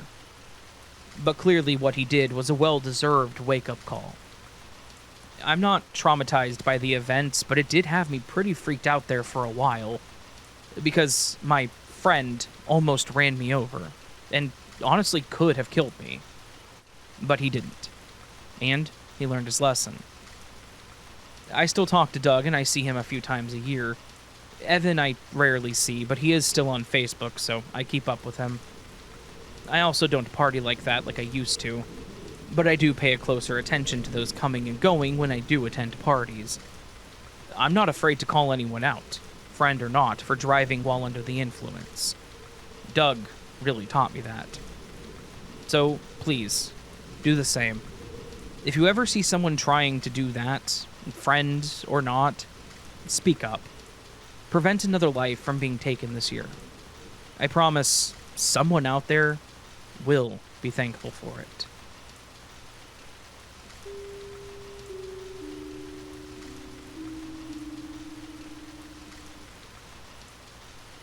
My wife and I have been married since the middle of 2005. I know this because the story took place during our honeymoon, which was in July of that same year. Unlike most couples that want to go to Hawaii or some other fancy place for their honeymoon, we decided that we would do a road trip to Yellowstone and wanted to see some of the vast empty parts of Wyoming. There may not be much there, but it's still a gorgeous area to visit. Plus, since we lived in the panhandle of Oklahoma, it was a pretty good drive up through Colorado to the northwestern corner of the state. The highway that we took had us driving straight through Denver, and then to the border and into the Rawlins area of Wyoming. Now, if any of you have driven through Colorado and into Wyoming, you'll know that Colorado has the most beautiful of scenery. And while Wyoming is absolutely gorgeous, there's damn near nothing anywhere. You end up on the highway and you drive, and drive, and drive, and just keep going until you hit the next established area. There is the occasional rest stop, gas station, and then a few areas where you'll see houses, but for the most part, there's just nothing there, making it the epitome of middle of nowhere. A lot of the trip from Rawlins and northwest of there's practically nothing to see until you start hitting the open areas of the forest. The situation that I'm wanting to tell you about actually happened outside of the National Forest area, in a part of Wyoming where there was nothing but Highway 287 to be exact. We were driving and making good time on our way out of Yellowstone, as mentioned, when something caught my wife's eye. I was paying attention to the road and she nudged me and asked me if I saw something burning up ahead. I did, but I assumed it was just a controlled brush fire, and that they were burning off dead grass by the side of the highway. My wife then told me that that wasn't likely the case, as there were no firefighters stationed nearby, and they typically don't do controlled burns on small sections like that. She then mentioned that I should stop and we should put it out. Her thought was that someone may have thrown a cigarette out of the window and the brush had slowly caught fire. It made sense to me, honestly, and I have a small fire extinguisher in my car at all times, so I agreed. I slowed the car down and pulled over to the side of the road a little bit behind the fire, and then unloaded the fire extinguisher from its holster in the back. She gets out and asks me if I should call the fire department to at least let them know what happened, and that we put it out. I told her that was a good idea. That way they didn't drive by and think that we were the ones burning stuff. As we approached, things got a little weird, and pretty fast. The closer I got, the more I noticed about this seemingly innocuous fire. The first thing I noticed about it was that it wasn't burning in a random spot. This fire was built. I could see that the area where it was lit had been cut out, and that there was no grass around the ring of rocks the person had put together. Whoever had put this small pit together knew what they were doing. The second thing I noticed was that the fire wasn't just burning sticks. It looked like there was something else in the little fire pit. I pulled the ring and all that and swept the fire out. Once I was sure that things were no longer burning, I walked up to the pile of debris, and I was 100% right.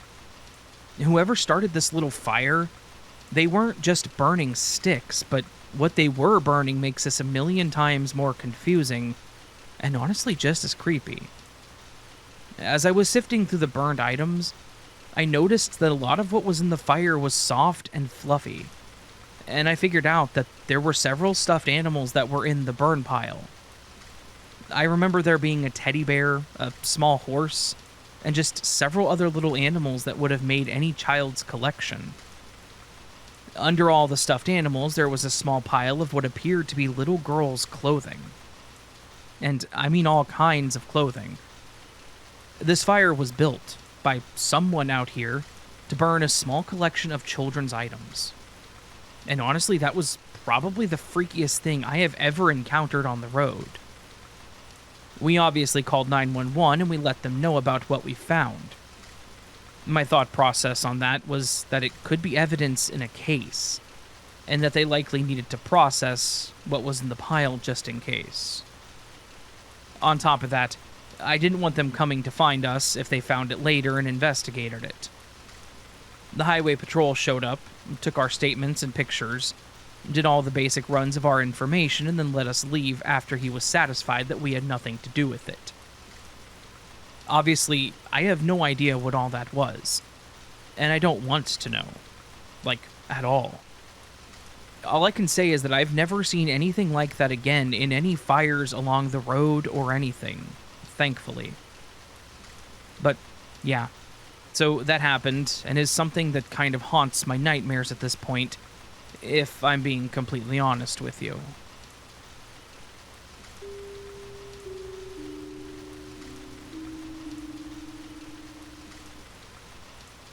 Hey, Raven. Sorry it's been so long, and I'm not sure whether this is something you can use, but I thought you personally would find it interesting. For the record, I learned to read young and shortly thereafter discovered libraries and mythology. Mom told us about the Sheilmans finding Troy, elephant skulls inspiring the Cyclops myth, etc., and said that behind every myth or legend is a kernel of truth, whether an ancient memory or an attempt to explain the world the storytellers lived in. From that start, I have always read the old stories with that thought in mind. What really happened? What's the story behind the myth, legend, or fairy tale? One of the things that has always intrigued me is how many indigenous American legends there are about ravens giving fire to humanity, or carrying a coal, or stealing the sun.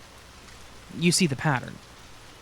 Now, I discover that no less than 3 species of Australian birds have been documented spreading fires in order to drive small prey out of hiding for hunting.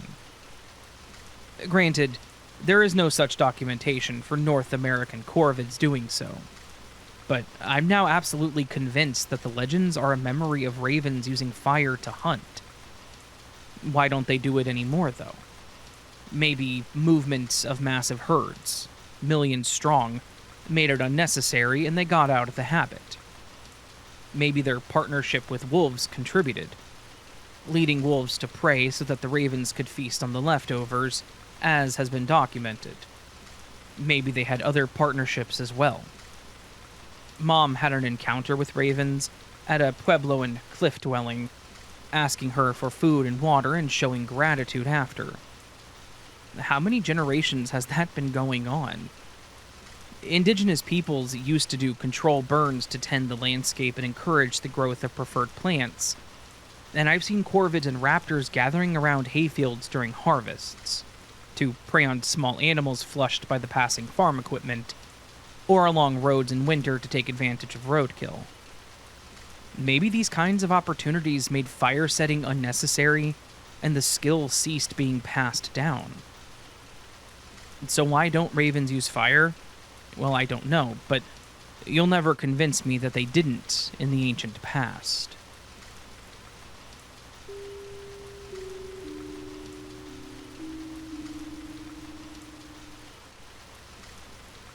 Hi, Raven.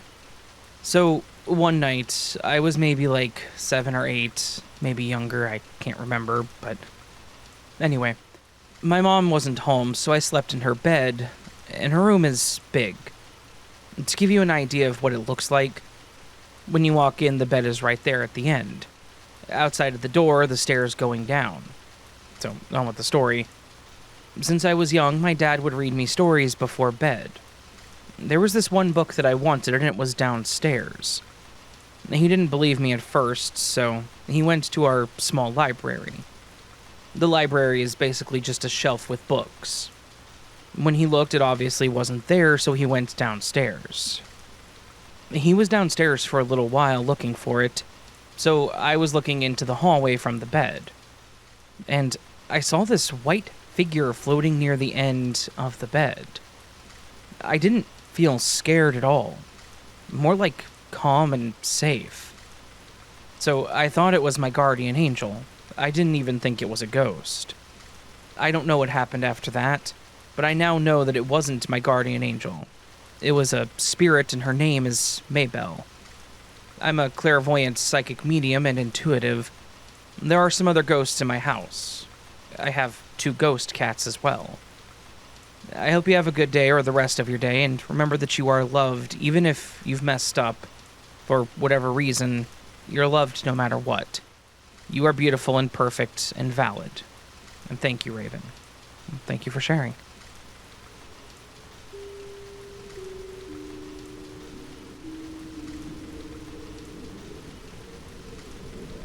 This story happened about a year ago when I was a bartender up in the northeast part of the US. I'm not going to give the specific location for privacy reasons. Just know that it was a fairly decent part of the country, and a fairly decent part of the state. The bar itself wasn't one of those snooty high-class joints where people dress in shiny clothing to go, but it did have standards, in that people were expected to act civilized and know when to cut themselves off. There was the occasional patron that would drink too much and try to start fights, but our door guy was good at his job, and we were pretty damn close to the police station. My point, if they got out of hand, it wasn't long before we had them under control. I think that's why the bar was actually popular, because it was a chill place where you just hung out and played pool. We also had a pinball room that was pretty legit, too. Overall, the 6 years that I worked there were decent. We didn't have too many problems. But there was one night that I will absolutely never forget for the entirety of my life. I remember that it was a pretty normal Friday night. We were open for the public and there weren't any special events planned. Usually these nights were the best. We would get a good crowd, decent tips, and you would meet some pretty cool people that just wanted to have a good time. The entire evening was going fairly normal, until about an hour and a half into the rush crowd. I was sitting there mixing drinks and handing them out, when I looked over and saw that some random guy had walked out of the men's restroom completely naked, with the exception of his shoes, of course. This guy was pushing past people as they stared at him, and he was trying his damnedest to get out to the floor. When he got out to the area by the stage, he started busting his ass in some sort of spasm-filled dance, just absolutely losing it. Remember how I said it was a normal night and no events? That meant that there was no DJ and no band, meaning that the only music that was playing was going on overhead, and it wasn't loud, nor was it dance-worthy. Despite that, this guy was flaunting his manhood all over the dance floor in probably the fastest-paced dance I have ever seen. And it would have been absolutely hysterical had I not been working and had there not been a huge crowd of people trying to enjoy their evenings. When I realized this guy wasn't going to stop anytime soon, and was probably not doing this in sound mind, I decided to step out and get our security on the situation. I walked over to the door and waved down Bert, the door guy, and explained to him, literally saying the following. "Hey, Bert, there's a naked guy busting a move on the floor to non-existent music, and while I'm happy he's having a great time, we should probably get him off the floor." I could see Bert laughing as he nodded, and I went back to the bar to finish what I was doing. When I got back over to my station, the manager informed me that he had called the police, and that they would be there in only a few minutes. Within a few seconds, I heard a commotion happening, and I assumed that this guy was giving Bert a hard time.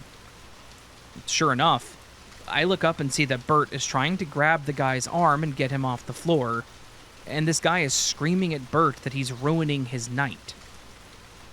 Bert tells him that he needs to either leave or put clothes on, and this guy seriously thrashes and decks Bert square in the side of the face. Bert is a big man, and I've never seen him stagger when someone gets aggressive. But this guy apparently had one hell of a right hook, because he was able to knock Bert down. While I wish I could say that he went back to dancing, he didn't. Instead, he made a beeline straight to my bar and started climbing up on it to get away from them, whoever they were. Again, had this not been happening while I was working, I would have been laughing my ass off. But at this point, I didn't really know what to do. After a second or two, Bert got back up and walked to the bar and basically just tried to talk this guy down from the top of the bar.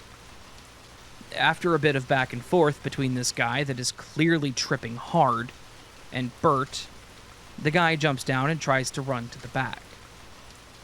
Thankfully, Bert grabs him and gets him in a lock. Unfortunately for Bert, this guy wasn't done fighting. At this point, this guy is wailing his arms and legs out in any direction that he can, and Bert is trying to carry him toward the door. Out of nowhere, this guy goes full psycho and screeches as loud as he can, and then literally sinks his teeth into Bert's arm. Like, he bit into his arm as hard as he could, to the point that it drew blood and caused Bert to scream in pain. Thankfully, at that moment, the police had entered the building and saw what was happening, though I don't think it was hard to figure out where the situation was. It took 2 officers and a crapload of blasts from the taser to finally get this guy away from Bert and out the door. Thankfully, due to the fact that this guy was clearly on something, they also sent the paramedics. If you're curious, I believe it was bath salts or speed, so this guy was higher than a Zeppelin. The medics came in and checked Bert's arm out, and he ended up needing a few stitches and has a permanent scar on his arm from the guy. Honestly, I'm glad that Bert was there and was as tough a guy as he was, because I have this feeling that if I had tried to stop this guy, he could have killed me. We ended up closing for the night after that, and the manager actually hired a second doorman for every shift. I guess he figured that having two big burly guys would be better than just the one, and while that was true, we never had another event like that. Thankfully.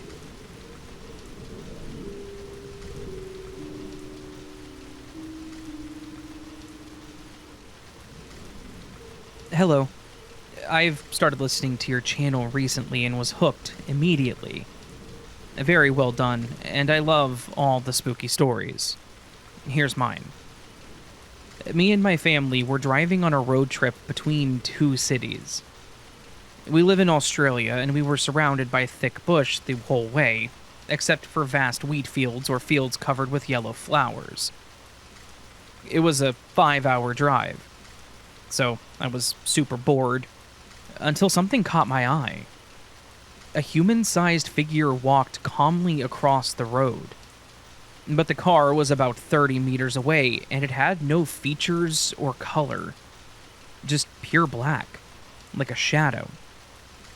No cars stopped for it, and it just slowly walked across the road, barely missing oncoming traffic, and then it walked back into the bush. I asked my mom if she had seen it, and she said no. But to this day, I still don't know what it was.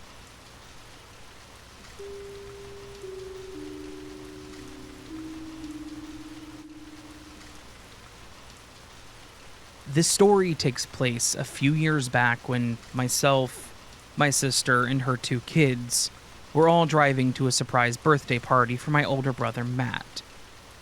It was a bit of a drive, and we were actually going to be on the road for probably 10 hours heading east. But the drive was worth it because it was his first birthday back after having been deployed overseas. And he'd only been home for around a month. Basically, we knew it was going to be a pain in the ass to get all the way out to our parents' house, but it was 100% worth it to see Matt, since it had been somewhere close to a year since we last saw him. And it really felt like he should be able to celebrate his birthday with the whole family. Like I said, the drive out east was going to take around 10 hours. My sister and I were both adults, and my nieces were around 4 and 7.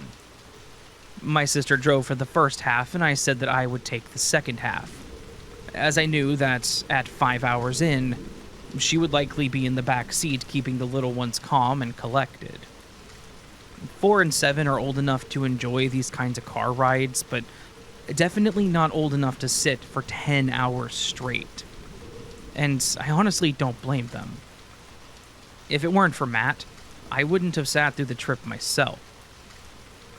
We got through my sister's half without issue, and by the time I was getting behind the wheel, it was starting to get dark out. My sister sat in the back with the nieces, and somewhere around an hour or two into my half, she ended up falling asleep. The younger of my two nieces also fell asleep, but the older one, Courtney, was wide awake, and was watching all the things that we were driving past. And while it may not sound like a thrilling adventure to drive with two people sleeping in the back seat, and having random passing conversations with a 7-year-old, I thought it was fun. We were about an hour away from my parents' house when the actual event happened. And that's honestly what I have to call it, an event. Mostly because I honestly don't know what actually happened. So, as stated, my sister and the youngest were sound asleep, and we were about 9 hours into a 10-hour drive. I was watching the highway and my speed and just basically having a nonsense conversation with my niece. I think it was about some cartoon that she was really into at the time. As I'm watching the highway for the most part, every once in a while I glance up at the mirror to look at her. This is actually when the whole thing happened. I looked up in the mirror and said something to her, and then I glanced back down, and I saw what I can only explain as an absolutely blinding white light. As soon as my eyes hit forward, I saw this seriously bright and all-encompassing flash of white. My first thought was that it was an oncoming car or something like that, but I just remember that immense and horrible sense of panic flooding through my body. What was weird? Whatever it was, I never hit it. I thought we were going to smash into it, and I remember screaming. Hell, I even recall hearing my niece scream, but it apparently never happened.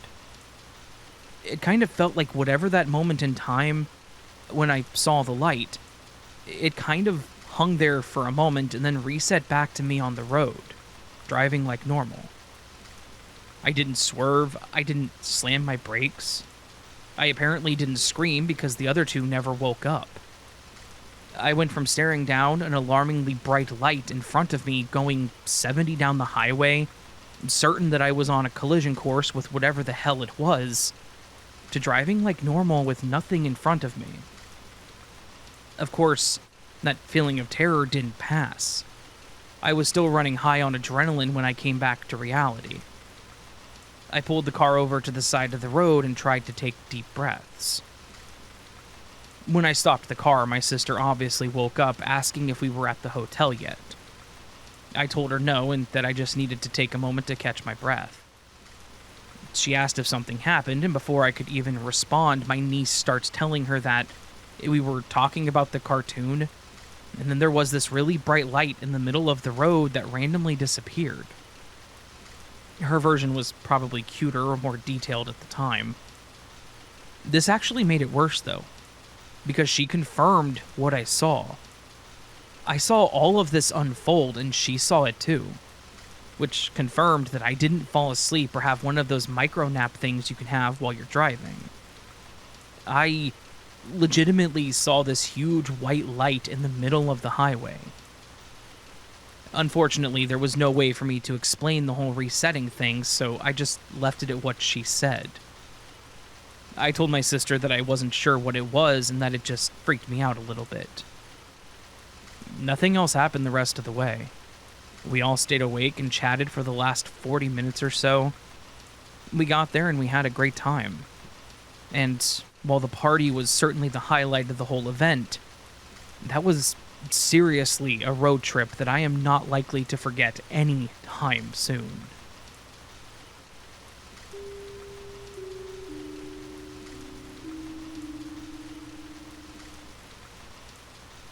"Come celebrate," your friends said. "Yeah, it's New Year's Eve," another one chimed in. You didn't really get the big deal about it. To them, it was New Year's Eve 2014, but to you, it was just Wednesday. But you relent. Of course you do. They can talk you into anything, even when you know you have other things you should be doing. But that's how you came to find yourself on the Bund, the riverfront in Shanghai. There was supposed to be some kind of huge laser light show or something, and there were people everywhere. I never should have come here, you think. Almost bored. Despite your earlier reluctance, you let yourself vibe with the crowd. Everyone's happy, excited, new year, fresh start, all that. Someone bumps into you from behind and you mutter an apology just on reflex. It does seem to be more crowded now than when you first arrived. The vibe is still overall positive, and everyone is in good spirits. And you let yourself enjoy the security that kind of vibe offers.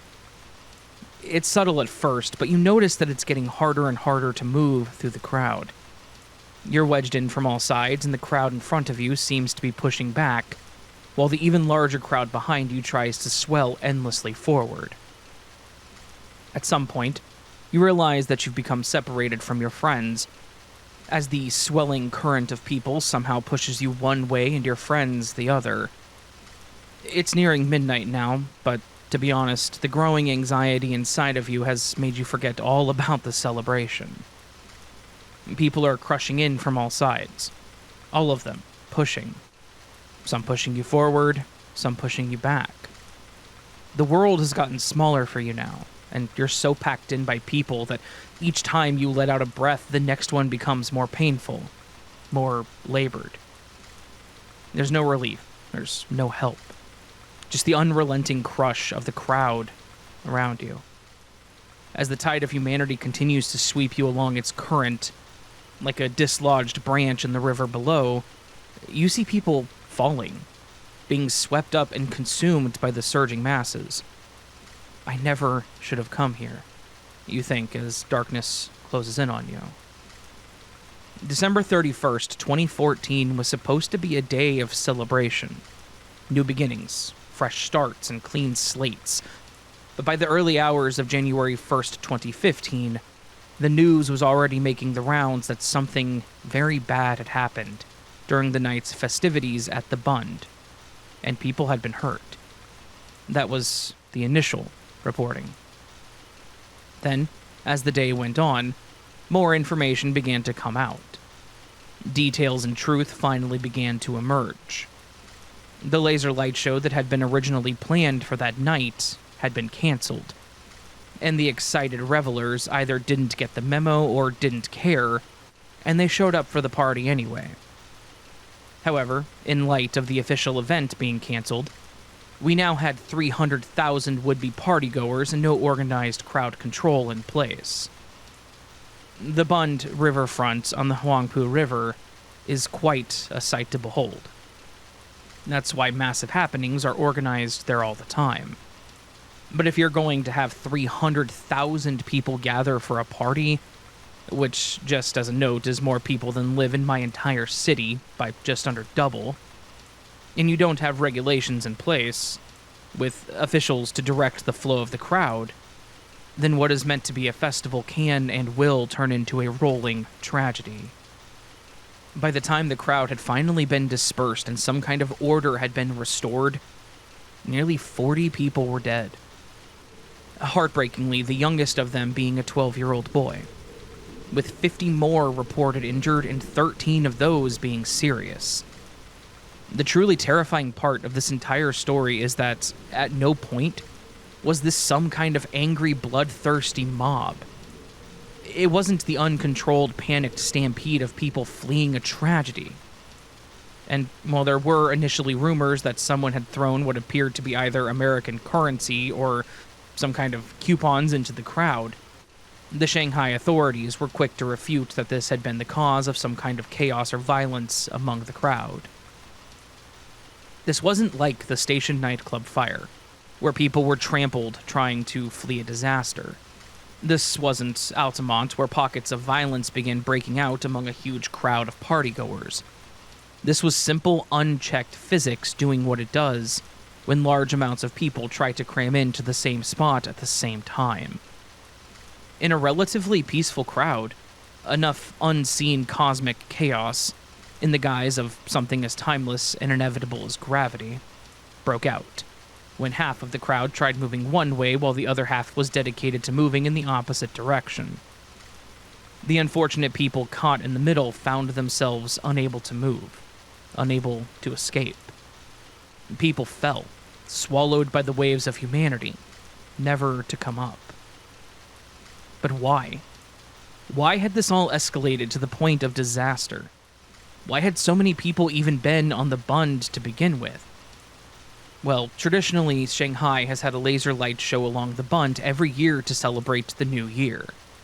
In 2013, alone, more than 300,000 had turned out to see the display. But in 2014, that show had been quietly canceled at the Bund. The show was scaled back, and was to be put on at a secondary location. This was done to admit fewer people with fewer tickets. There were apparently concerns among the Shanghai authorities about the crowd control pressure that would be felt by the city. And so things were quietly rearranged, and yet things arguably turned out worse because of a complete lack of crowd control at the original site of the show. And here is where the first failing occurs. The announcements about the change of venue came very, very late, and the distinction between the old site and the new one was not made very clear. The fact that the massive open-to-all celebration was no longer happening at the Bund, as it had for years, was not processed by the crowd. So the show wasn't cancelled because of a lack of interest. It was changed due to a public safety concern, and in the worst kind of way that turned out to be eerily prophetic. But this is where we see the second big failure coming into focus. That failure was the failure to understand human behavior and anticipate how they act when it comes to ritual spaces. They assumed that if they canceled and moved the event, people wouldn't come. But the crowd came anyway. This was in part because the Bund itself was the habit, part of that ritual. The Bund was the gravity well around which the New Year's celebration orbited. And perhaps that's an apt analogy because trying to change the site of the show was like trying to alter the orbit of a planet. Then the third failing of having zero crowd control in place at the Bund. When tradition dictated that was where the majority of people would be going. By not taking that into account, that's what really allowed the tragedy to unfold. Without the regulation and people in place to guide the crowd, the enemy wasn't someone throwing fake money into the crowd. It wasn't panic and disaster. It wasn't even pockets of violence. No, what ended up being the villain at the end of the day was gravity and inevitability. In the aftermath, the Shanghai city government launched an investigation, and by the 21st of January 2015, they were ready to share their findings. They blamed the disaster on inadequate preparation, poor information dissemination, and insufficient on-site management at a mass gathering. The three big failings that we touched on in the previous sections. But being officials, they further broke down their findings. 1. Risk not properly assessed after the event change. 2. Warnings and crowd monitoring not implemented. 3. Security staffing dramatically insufficient. 4. Command centers failing to report and escalate crowd flow data. And 5. Emergency response not coordinated in time to prevent escalation. According to the China Daily, 11 officials faced reprimands over this fiasco. Among them, this included the district party chief and district governor, who were removed from their postings or otherwise saw party and administrative consequences over the public security lapses. Furthermore, officials canceled all official New Year's celebrations and even postponed other public events, including lantern festivals and lighting events. This was an acknowledgement that something had systemically and fundamentally gone wrong. The public response was far less measured and ranged pretty wide, from somber memorials at the site to more fraught conversations about urban crowd management in mega cities. This exposed deep-rooted anxieties about rapid migration and density pressures in China's largest cities. Some voices even blamed border demographic shifts rather than just planning failures. The important thing to take away from this entire disaster is that Shanghai's New Year's stampede didn't happen because of a mass panic. It wasn't driven by violence among the crowd. It was administrative oversight, human habit, and institutional assumptions tangoing with the oldest cosmic law in existence, and humanity came up on the losing end of things. Crowds don't equal stability, and vibes don't equal security. Physics doesn't care if it's a holiday. The universe is indifferent on how much you feel like celebrating. Sometimes, nothing goes wrong, and life's a party. Until gravity decides that it's bored or tired of waiting.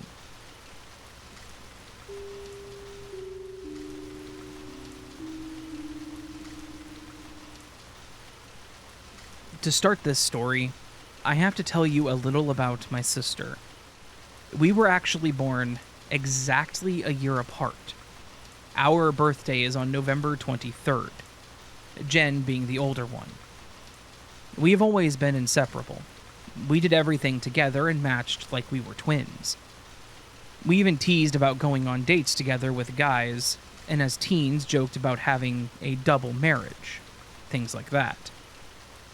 We always said that nothing could come between us. But people change as adults, especially when you're smitten by someone. Love truly can be blinding. Jen met this guy named Eric at work, and they started dating. He seemed really cool at first. I went over to have dinner with him at her place, and he seemed very well-mannered and very sweet to my sister. So I joked with her that I hoped that I could find a guy like him. Things seemed to be going pretty well with him. They were probably together for 6 months or so, before we started noticing changes. Jen started becoming a little reclusive, which wasn't like her. She was a very social person and outgoing, so it was weird for her to decline parties and dinners with family, or when I would invite her out for just a day together. We did this a few times a month, and she always had an excuse, and it actually worried me. One time she declined, saying that she wasn't feeling well, so I decided to surprise her with some homemade chili and cinnamon rolls. When I showed up, she was hesitant to open the door, but when she did, I learned her reason for hiding. Her left eye was black and blue, and her forehead and cheek looked scraped. I learned that Eric was not the person we met. It was your typical abusive relationship. He would snap, apologize, and he'd be fine for a week, and then the cycle would repeat. It definitely caused tension in the family. I loved her, and I could at least understand that it wasn't an easy thing for her, so I still tried to let her know that I was there for her when others weren't. However, it was difficult at times when I was around both of them. I've always been a bit overweight, whereas my sister was always the taller and slim one. I was very aware of it, and it was very hard to offend me about it too. That didn't stop Eric from commenting, though. He hated it when I was around because he always knew how I and the rest of the family felt about him. He would always crack jokes about my appearance, and my sister would try to defend me, but I tried stopping her, in fear that he would do something to her. Anyways, after multiple attacks, he finally hurt her enough that he put her in the hospital. My dad told her that she needed to leave this guy for good, otherwise they were done with her. My mom didn't say much either. I was still there for her, but I pleaded for her to leave him. I even offered to let her stay with me, or I would stay with her just to make sure she wasn't alone. However, while feeling heartbroken, confused, and alone, my sister sat in the hospital with her thoughts, and of course he called her, pleading to take him back, and that he was going to go to therapy and all this other crap. When she got home, he had actually proposed to her. In his arrogance, thinking that he had her wrapped around his finger, she declined, as she had learned that he had actually been cheating on her. All the abuse that she took, and she of course wasn't his one and only. She finally gained the strength and put her foot down. For being such a tough guy, he didn't argue much when my dad and a cop were at my sister's place when he got there to get the last of his stuff. A few prank and threatening calls later, he gave up, and my sister never heard from him again. And, with that, I got my sister back. It took a while for her to be able to be herself again, but it was beautiful to watch her enjoy her freedom and life again. After some time, though, she was feeling a bit lonely and was ready to start dating again.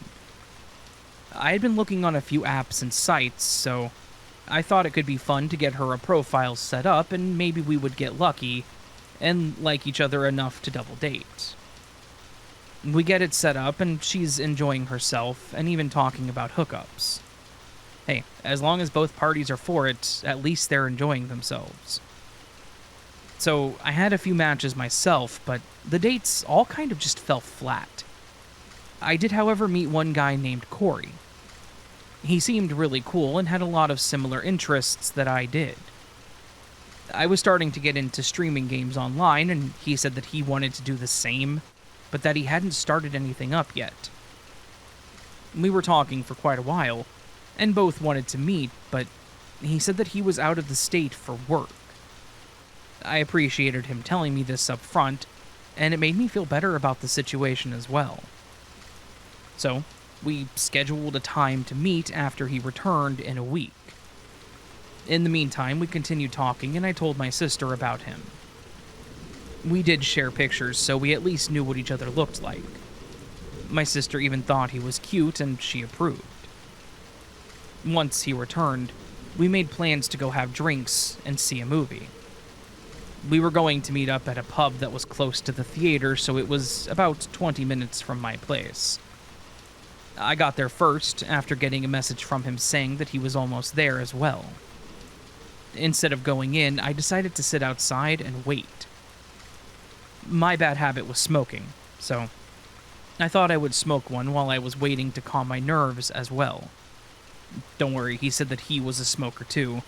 Otherwise, I wouldn't have lit up before a date.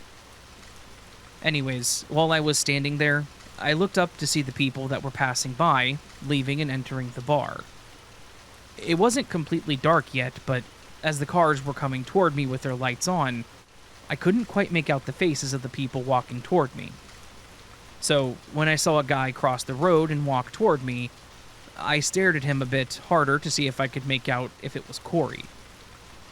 He definitely looked familiar, but not quite like Corey. I know pictures are still going to be a bit off, other than what you get in person, but Corey was tall and slim. He didn't have much muscle or form to him, I guess, but something told me to figure out who this person was. Thankfully, a car was driving by the opposite way, so I could see his face a lot clearer. It was Eric, and he looked pissed. My heart immediately dropped, not knowing what he would do in public, and I immediately dropped my cigarette and dashed inside. I ran to the back as they yelled at me that I couldn't be back there, and tried to explain to them that I was being followed. They didn't seem to believe me or understand at first until Eric came in there and yelled out my name. I pulled out my phone and called 911 and tried to stay low so he didn't see me. Someone in there, I think it was just a patron, tried to get him to leave or something, as well as a bigger lady that was behind the bar. And then the place fell silent as I could hear scuffling and fighting. Thankfully, the police showed up and arrested him. The guy that was helping had a cut across his arm because he apparently came with a switchblade of some sort, but otherwise, everyone was okay. I noticed afterward that I had a few missed calls from my sister. I texted her and gave her a brief rundown of what happened, like, cops showed up at the bar, will call soon. She at least knew that I was okay since I wasn't responding. I gave a statement and told them who the guy was and a little backstory. Apparently one of the cops that showed up actually knew his history too, and had even received a call from my sister to do a check on me at this place. Once things started calming down, I called my sister to figure out what the hell was going on. She was freaking out, talking about how she was getting messages from Eric threatening that he was going to kill me and her. My sister had a restraining order against Eric, so he instead tried to stalk her any way he could other than physically. When he found her on a dating site, he decided to make not one but two fake dating profiles to keep tabs on her and try to get me as well. He knew exactly what she liked, and due to the info she talked about, he created the profile of someone I liked as well. He had started messaging her from his fake profile, talking crazy, calling her all kinds of names, calling her worthless, and he said that after he took me out, she was next. She quickly figured out what was going on and tried calling me, and when she couldn't get a hold of me, she called the cops. I'm thankful that I decided to wait outside, because who knows how much of an advantage he would have had if I wasn't. Sadly, this damaged my sister again, as she felt that she had put me in danger, even though I've told her that she couldn't have known. He used pictures of two different guys, and we still have no idea whose pictures he actually used. Nor would I have ever blamed her for this. We got off the dating sites just to be safe, though, and just kind of let fate do its thing instead. This was all a few years ago, and I can thankfully say that we've had no more run-ins with him, and he also did some jail time. Just be careful out there. Not everyone is fake, and not all the fake ones are life-threatening, I'm sure, but you just never know. And maybe just meet up for coffee in a police station parking lot. Just to be sure.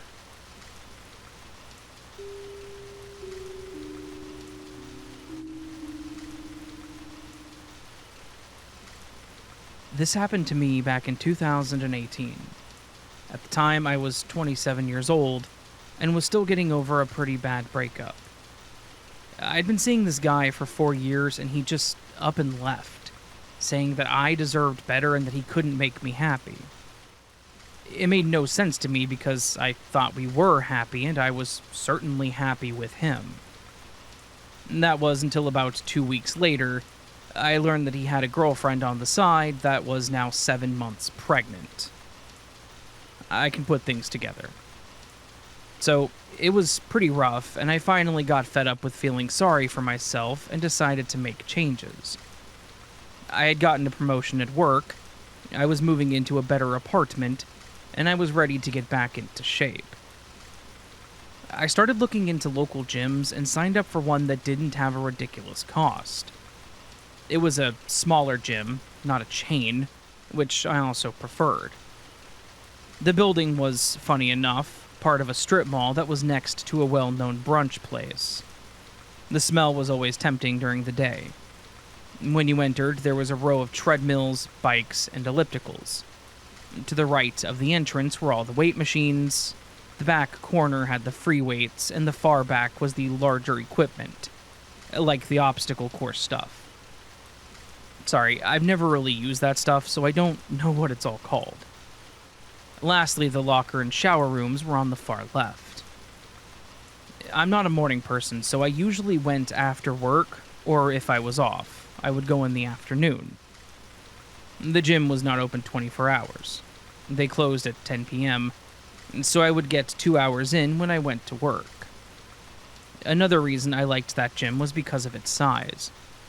It was smaller, and since there was a large franchise close by, it was never packed.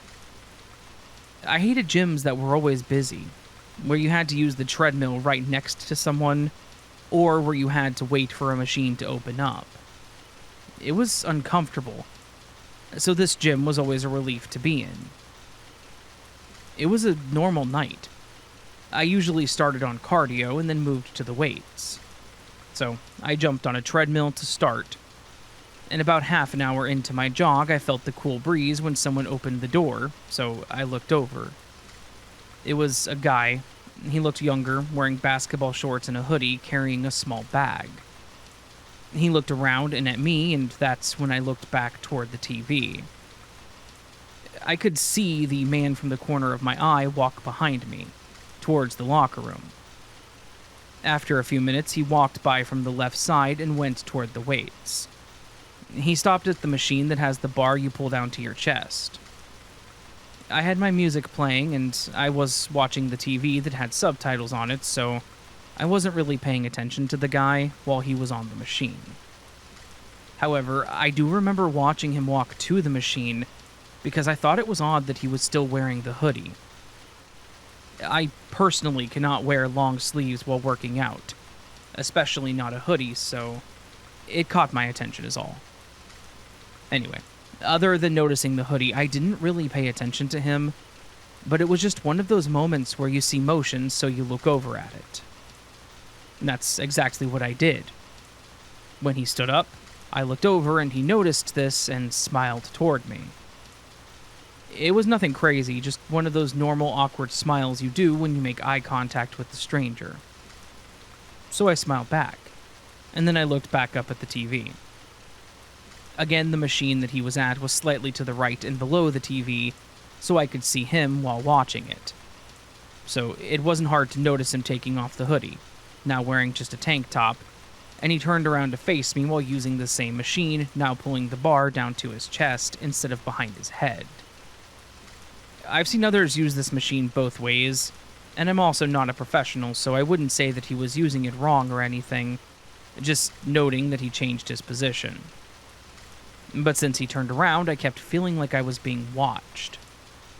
I would glance over at him occasionally, and he would always be staring at me.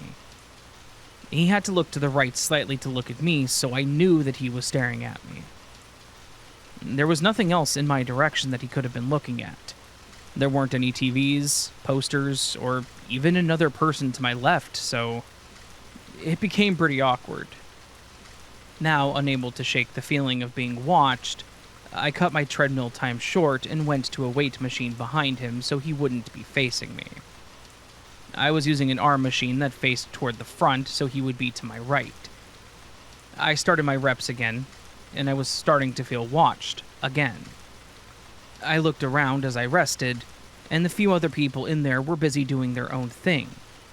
But when I looked over at Hoodie Guy, he was turned around on the same machine, and again was staring at me. This time he didn't smile, or at least didn't have time to because I quickly looked away. Now it was getting pretty awkward for me. I did another rep for my other arm and then decided to just leave without finishing my workout. I was a little miffed with myself that I couldn't get past a little staring to finish a workout, but I left anyway. I went back the next day telling myself that I would make it up since I was off this day. I started on the weight machines first, this time to make sure that I got it done as well. I was well into my workout on the leg machines now when I saw the same Hoodie Guy, in his hoodie, walk past the front window. It was one of those moments of, oh, geez, but that was it. I had only seen him a couple of nights prior, so it's not like it was anything serious. I just continued staring out the window, counting, and breathing. I finished on that machine and walked to the next one, when I saw the guy walking toward the weight machines as well, this time starting with no hoodie. I was way into my workout at this point, I was in the groove, and feeling proud of myself, so I wasn't going to stop. I went to the next machine, and I noticed that Hoodie Guy was still standing and looking around, maybe trying to decide where to start too. After I chose my machine, he walked to one closer to me and sat on it. Of course, he would choose one close to me. Whatever, I told myself.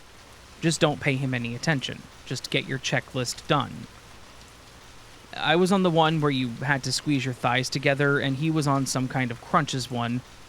I finished my rep once again and stood up to leave. This machine faced toward the back. The guy was to my left, and when I went to grab the spray to wipe down the machine, I looked over at him. He wasn't using the machine. He was just sitting there staring right at me. But the reason I noticed him, or looked at him, is because of how quickly he threw the towel he was carrying across his lap. Weird. I went back to wipe down the machine and then went over to the treadmills. I had just started on the incline when the guy got off the machine. He hadn't used it in the time I got settled on the treadmill, by the way, and moved to the machine 2 down, holding his towel to his lap still.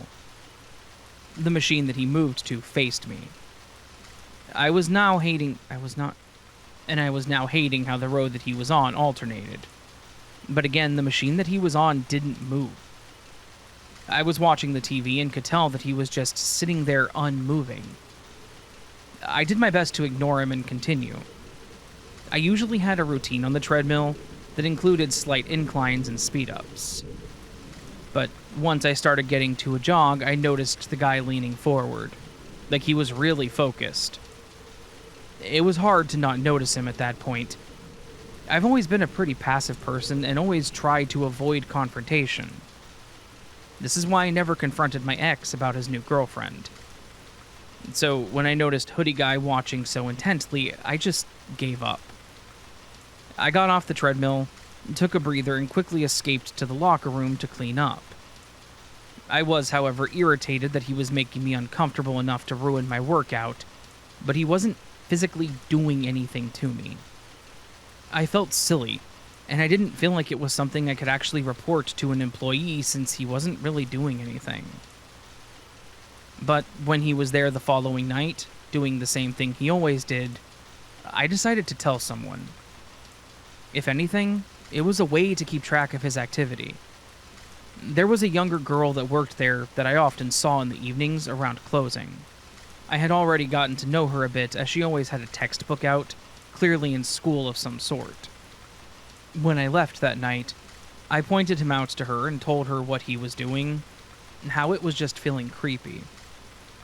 She confirmed the guy and said that she would report him to her manager the next morning and explained a little about their policies, including being followed or if someone was too close. It was usually more about people being aggressive to others, but this could also fall into that category. But here's the problem. This went on for another week. I told the girl that he was still doing it a few days later, and she said that she had been keeping track of my reports, per her manager's request, saying if there were so many from people that they could look further into it and possibly take action. I know that she was just as frustrated about that answer as I was. Why do we always want to wait until something actually escalates before any action is taken? But also, I know it wasn't her fault, so I just moved on. But then it all came to a boiling point for me when I went during a day that I didn't work.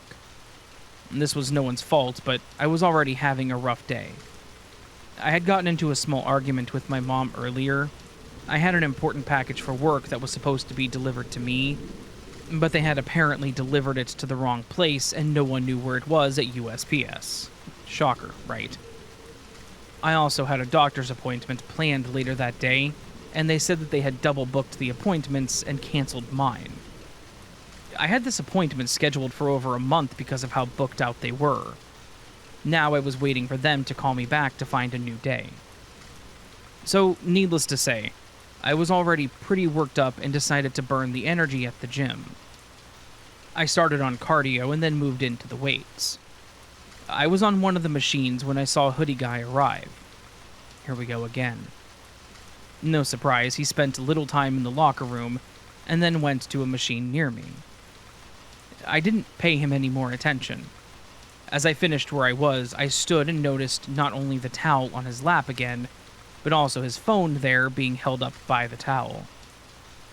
I moved on, and not wanting to deal with him, I went back to the free weights.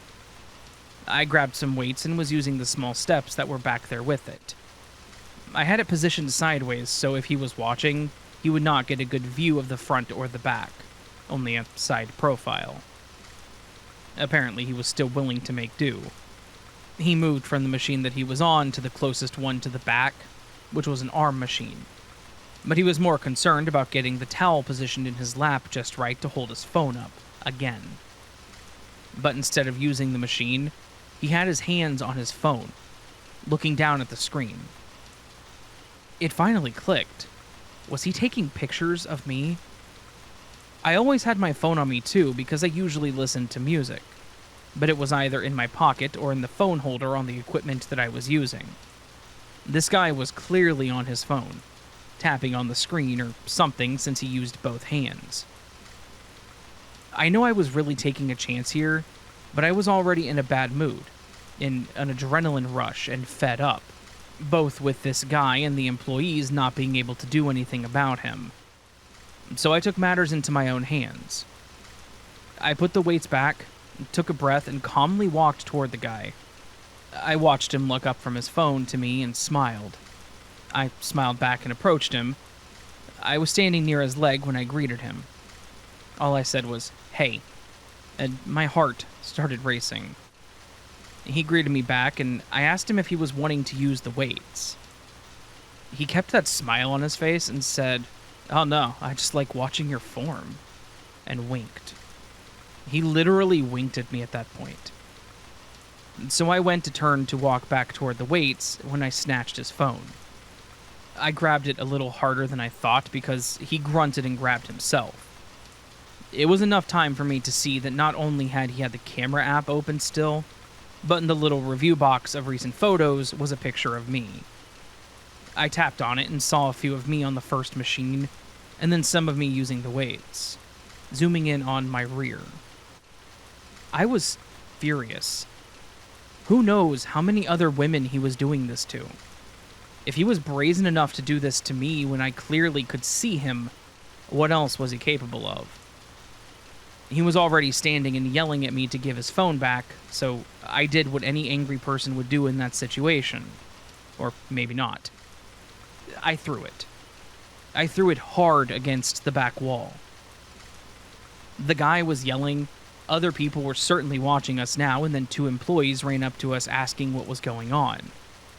He immediately tried the victim card. He said that I had taken his phone and broken it, demanding to press charges. I told them that I did in fact throw it because he was taking photos of me without my knowledge or permission. The older lady told me that we both needed to gather our things and leave.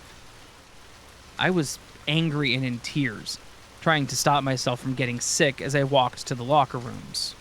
Everyone still watching us.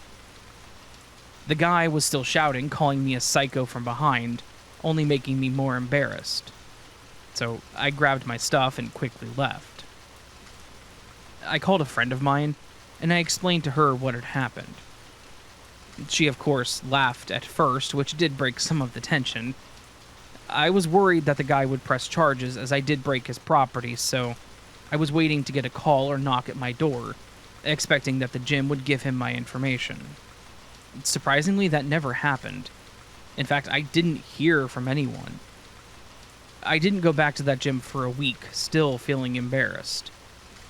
When I did, I went at night, and was relieved to see the gym almost empty and the schoolgirl behind the counter.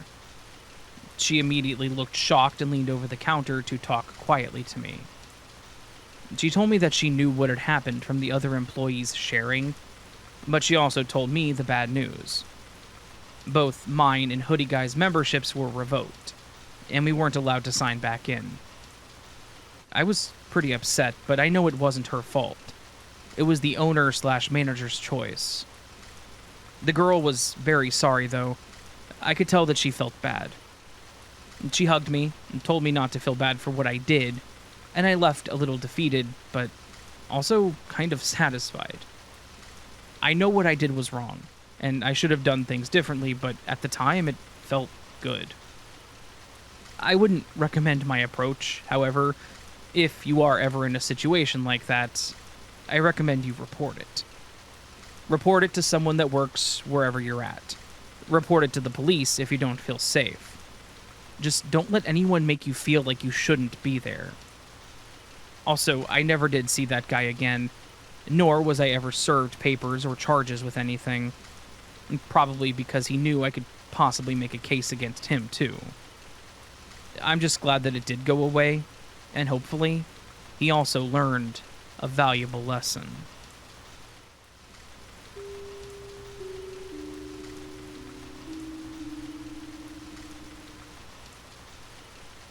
When my parents were still together, my younger brother and I went to a public school for elementary and middle school until they split up.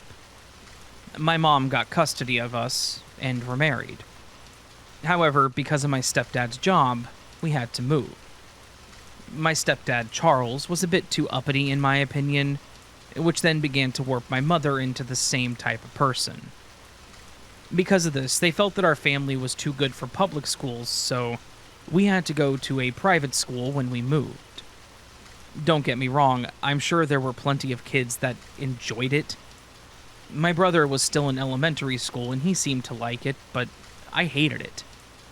Most of the teachers were really strict. If you were late at all, even if it was because you had locker troubles, you were sent away and your parents knew about it that night.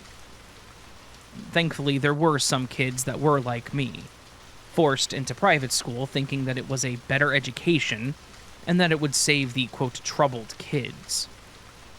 We would grin and bear it and then have our fun outside of school. Thankfully, most of our parents felt that we had to be good kids too and didn't question us hanging out with each other. That was our chance to ride our bikes and skateboard around, take turns playing on our handhelds as long as we wanted, and just explore places that we shouldn't have. Some of my friends were a little more intense than others, like trying to bring alcohol to school. I'd be lying, though, if I said that I didn't partake in any. I suppose that it was my way of acting out. I only got to see my dad on weekends and some holidays, and I didn't want to move or go to a new school and meet new friends. I had to leave all of that behind, and like it was no big deal. I was never happy about that. So, after school games, we would hang out and enjoy some party time free of adults. Just to explain a little bit as to where we would hang out, our school was pretty secluded. It had a long entrance and a pretty big parking lot in the front that wrapped around the side and into the back, which is where the buses parked to drop us off and pick us up. Behind the school and parking lot was our track field, and behind that and on the one side, it was still fenced off by trees, and a lot of them. I knew the woods went back pretty far, because during one of the track meets, one of the girls on the team, Dana, had gone back there with me, and we made out. It was an awesome place to go hide from others and just chill. They just had a small gate that went over the entrance, so it was easy for us to sneak over it to come and go. At this time, Dana and I had started seeing each other quite regularly. Her parents seemed nice enough, but of course, being kids still, neither of our parents wanted us to be alone. So, the closest alone time we got was at these parties and track meets. It was a Friday night, and we were going to meet our friends at the school to hang out for a while. The five of us got there, and set up our little crappy radio, and Dylan shared the refreshments. We were all just talking, complaining about school, and laughing at things that had happened, and enjoying our time. I think it was about an hour or so in when Dana said that she had to use the restroom, so she was going to the trees and told us not to go in there. I waved her on, and we kept talking. I was a little bit buzzed at this point, and I didn't really realize that Dana hadn't come back yet, until one of the other girls mentioned it. We agreed to have one of them go look for her in case there was something wrong. After a few more minutes, she came back saying that she still couldn't find her. I was just thinking either she didn't look hard enough, or maybe Dana was either hiding or passed out. So I pulled out my little flashlight and started looking for her. After several minutes and calling out for her to no avail, I went back to see if maybe she had made her way back in the process. She had not come back. At this point, I was starting to get a bit flustered. First, getting mad at them saying that the prank wasn't funny, but when their face was just as concerned, that was when I started to really get scared. We gathered our stuff and started looking around for her. One of the girls, Tammy, tried to call her and text her, but Dana just had a little prepaid phone, so we didn't know how much time she had on it. Both went unanswered. We called out for her, paired up, and still nothing. We ended up making our way to the other side of the trees, which seemed to be just a gravel road, but there was no trace of her. At this point, with all of us out of ideas and terrified, we had to call an adult. Tammy called her sister, since she was the one that had dropped her and her friend off here. We explained to her what had happened, and she also suggested that we call our parents. None of that was pleasant. We had to explain what we were doing out there. We would have to explain every detail as to where we stayed, where she went. Full statements. Which also meant that our parents now knew. So, yeah, I got grounded, but I didn't even care about that. The police were out there looking for Dana that night, and they never found her. I know there were rumors floating around about her running away or being kidnapped, but I just knew that she would not have run away. She wasn't really troubled. She seemed just like us, but never hinted that she had wanted to leave. It was about 2 weeks later whenever they finally found her, stumbling into a gas station, wearing like a nightgown, and they called the cops. Unfortunately, the rest of this is just from what I've heard from the news and rumors. I heard at school that a person working at the gas station that night saw her come in, and she looked disheveled and malnourished, but she didn't say much to the guy, other than that she wanted to go home. She never returned to school. I never saw her when she returned. I asked my parents if they would take me to go see her, and they were hesitant at first, but surprisingly, my mom said that she would ask if she could have company. Unfortunately, as I was told when I got older, her parents wanted nothing to do with us, thinking that I may have had something to do with it. I guess the cops didn't, though, because I was never brought back for another statement or anything.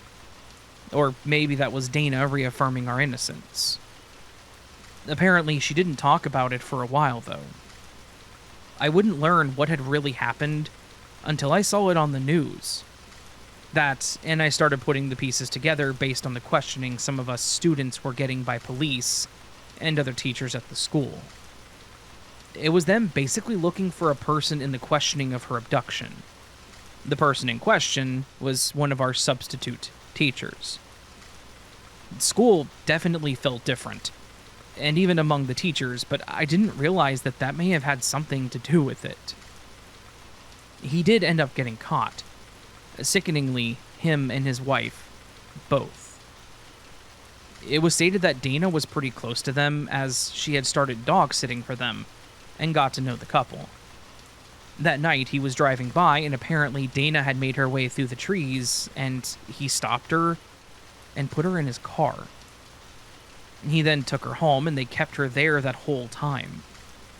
She had managed to sneak out at some point and just took off to find help. I felt awful, and at times I still do, thinking that I could have prevented all of this, but I've gone through counseling since to try and help. I've also since graduated from a different school, of course, but still have not been able to have any contact with her. I just sincerely hope that she's been able to move on and live a happy life since.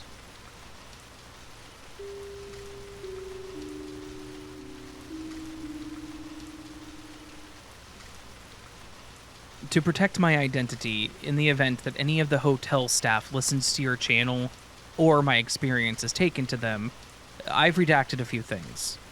One, the dates of my stay, and replaced them with just day 1 or day 2.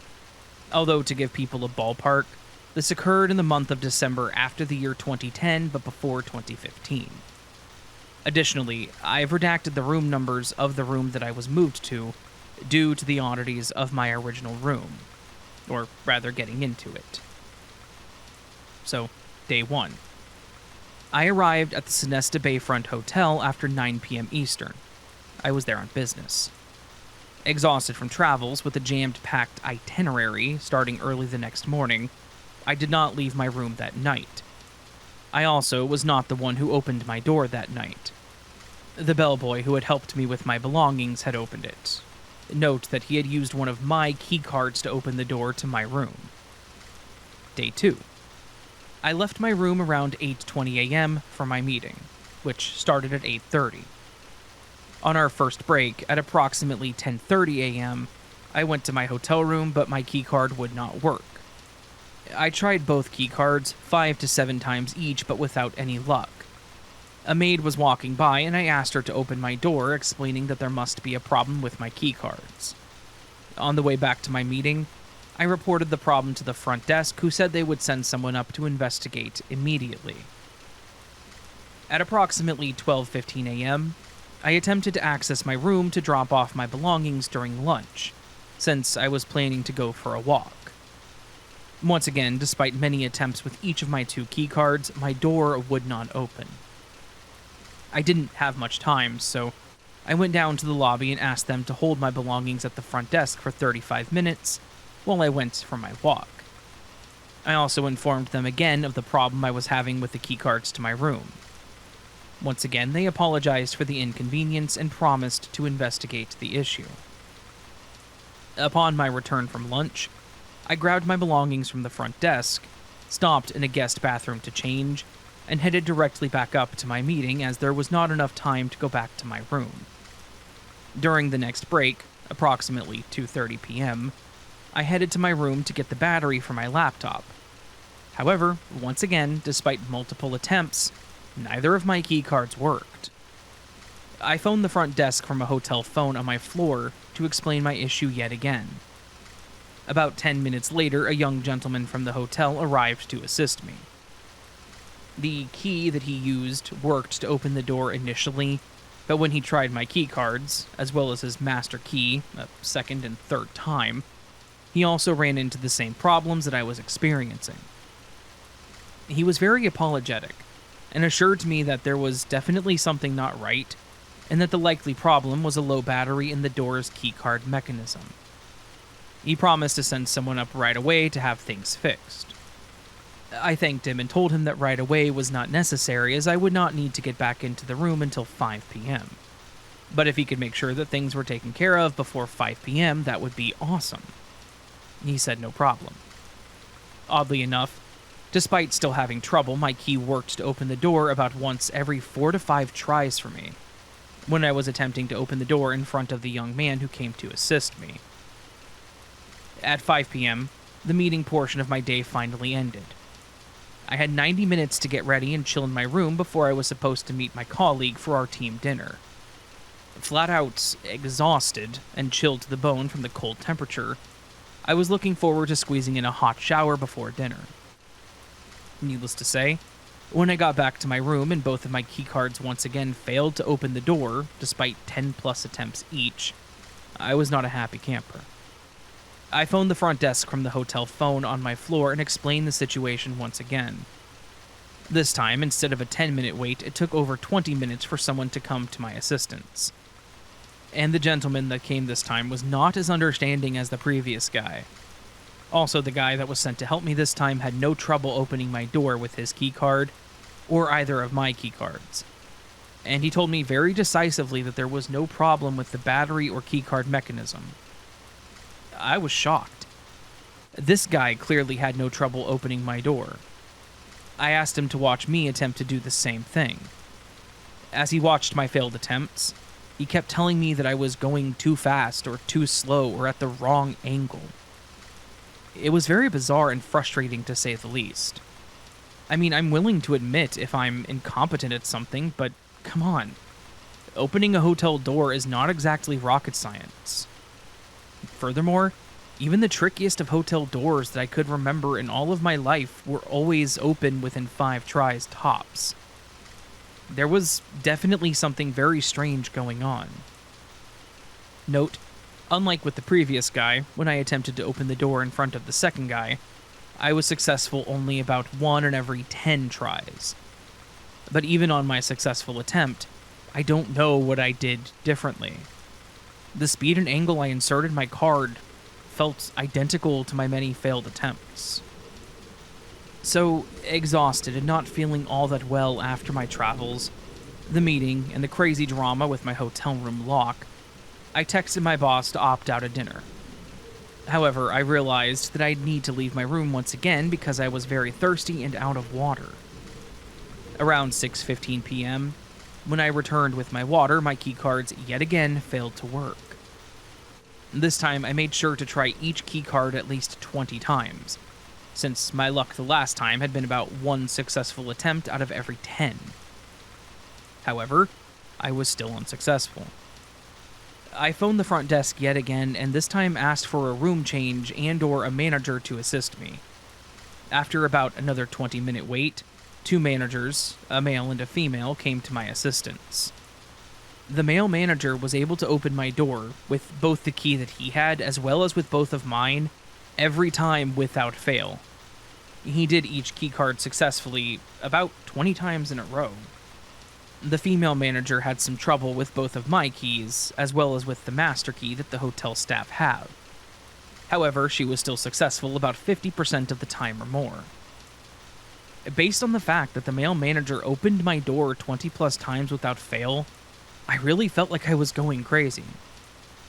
My success in front of the 2 managers was about 1 out of every 10 tries. At one point, the male manager even took my hand, so that I was the one inserting the keycard, but he was guiding the speed and angle. Yet the door refused to open. I then said something to the effect of, "Look, I apologize for the trouble, but this is really crazy. Have other guests had this problem? Is there some sort of paranormal activity? I've never experienced paranormal activity before, but it doesn't freak me out. I just want to get to the bottom of this." The manager assured me that, while the majority of guests are okay, they have guests each day that have trouble. And, less often, but still often enough, guests like me have lots of trouble and cannot open the doors on their own. They said no when I asked them about the paranormal activity, but they did say that, quote, energy seems to play a very big part in the connection between the other guests who've had trouble. Examples they gave of such guests include people of the nervous type, which I tend to be when I travel, people who tend to generate a lot of static electricity, a woman who they couldn't quite pinpoint why she was having issues, but thought that it might somehow be related to the fact that she'd been an X-ray technician for several years. And the managers also told me that guests having trouble with their room keys seemed to coincide with solar flares. After having meditated on this in recent years, and really having awakened since this occurring, I feel that keeping such information confidential is absolutely wrong, especially if there was something shady about the hotel or the people running it. The managers then offered to change my room. I felt absolutely stupid, seeing how perfectly my keycards worked each and every time the guy manager used them. But they assured me that there have been other guests like me and that the issue I was having were not stupid and were very real. The guy manager then took me up to the 16th floor, and the keycards to this room worked about 8 or 9 times out of every 10 tries for me. This room was huge, and I did not want my company to have to pay extra for it, but the manager assured me that there would be no extra charge. A few other things that confirmed to me the whole situation was not quite normal. The guy manager asked me for my first name and birthday, so that he could use this information to determine my energy. I never felt any pressure and didn't have any problem giving him this information. He told me that I should stop dressing in all black. I happened to be dressed in all black, and when he commented on it, he said that it's not good. Finally, the manager questioned me about my necklace, saying that it's a very powerful and good symbol. However, before making this comment, he asked me if I knew the meaning of the necklace. I had told him that it was to prevent obesity. It was literally a weight loss necklace that I imported from Australia of the previous year. I did this as a last resort when struggling with my weight. When he could see that I was telling the truth and really knew nothing more, he then went on to tell me that the symbol on my necklace is a powerful, good symbol. The guy manager then accompanied me from my new room back down to my original room, so that I could get my belongings out. My brain was still trying to process everything, and I asked if I could try the keycard first. After all, I just had an 80% success rate with this one, and the keycards and slots on the doors were of the same variety. So if there was anything wrong with my keycard swiping technique, you would think the 80+% success rate was proof enough that I'd corrected it. Yet the keycard to the original room once again failed to open for me. The manager took the same keycard that I had tried and once again opened the door to that room on the first attempt. He then left me with 2 keycards to the new room on the 16th floor. Not wanting to bother the staff again, I managed to collect all of my belongings and get them out of the old room in one swoop. Upon returning to the other room by myself, the door opened for me on the first try without issues. About half an hour later, the guy manager came to my new room to make sure everything was okay, and I thanked him very much again for all of his help. For the remainder of my stay, during which I was in and out of my hotel room several times a day, my success rate in opening the door to the new room was 100%. Now, this is to add some other observations. On day 2, on the morning after my first night in the first room, Before I even attempted to open the door on my own, and before I became aware of the issues with the room's keycard, my colleague in the directly adjacent room apologized to me at breakfast for any noises I might have heard in the middle of the night. I looked at her strangely and asked her what she meant, explaining that I heard nothing and actually slept very well, even better than I normally do at home. She told me that in the middle of the night, around 2 to 3 in the morning, her TV apparently turned itself on its own, about 3 times, at which point she unplugged it and had no further issues. This colleague of mine, who I had known very well for 2 to 3 years at this point, has told me numerous times over the years of experiencing paranormal activity.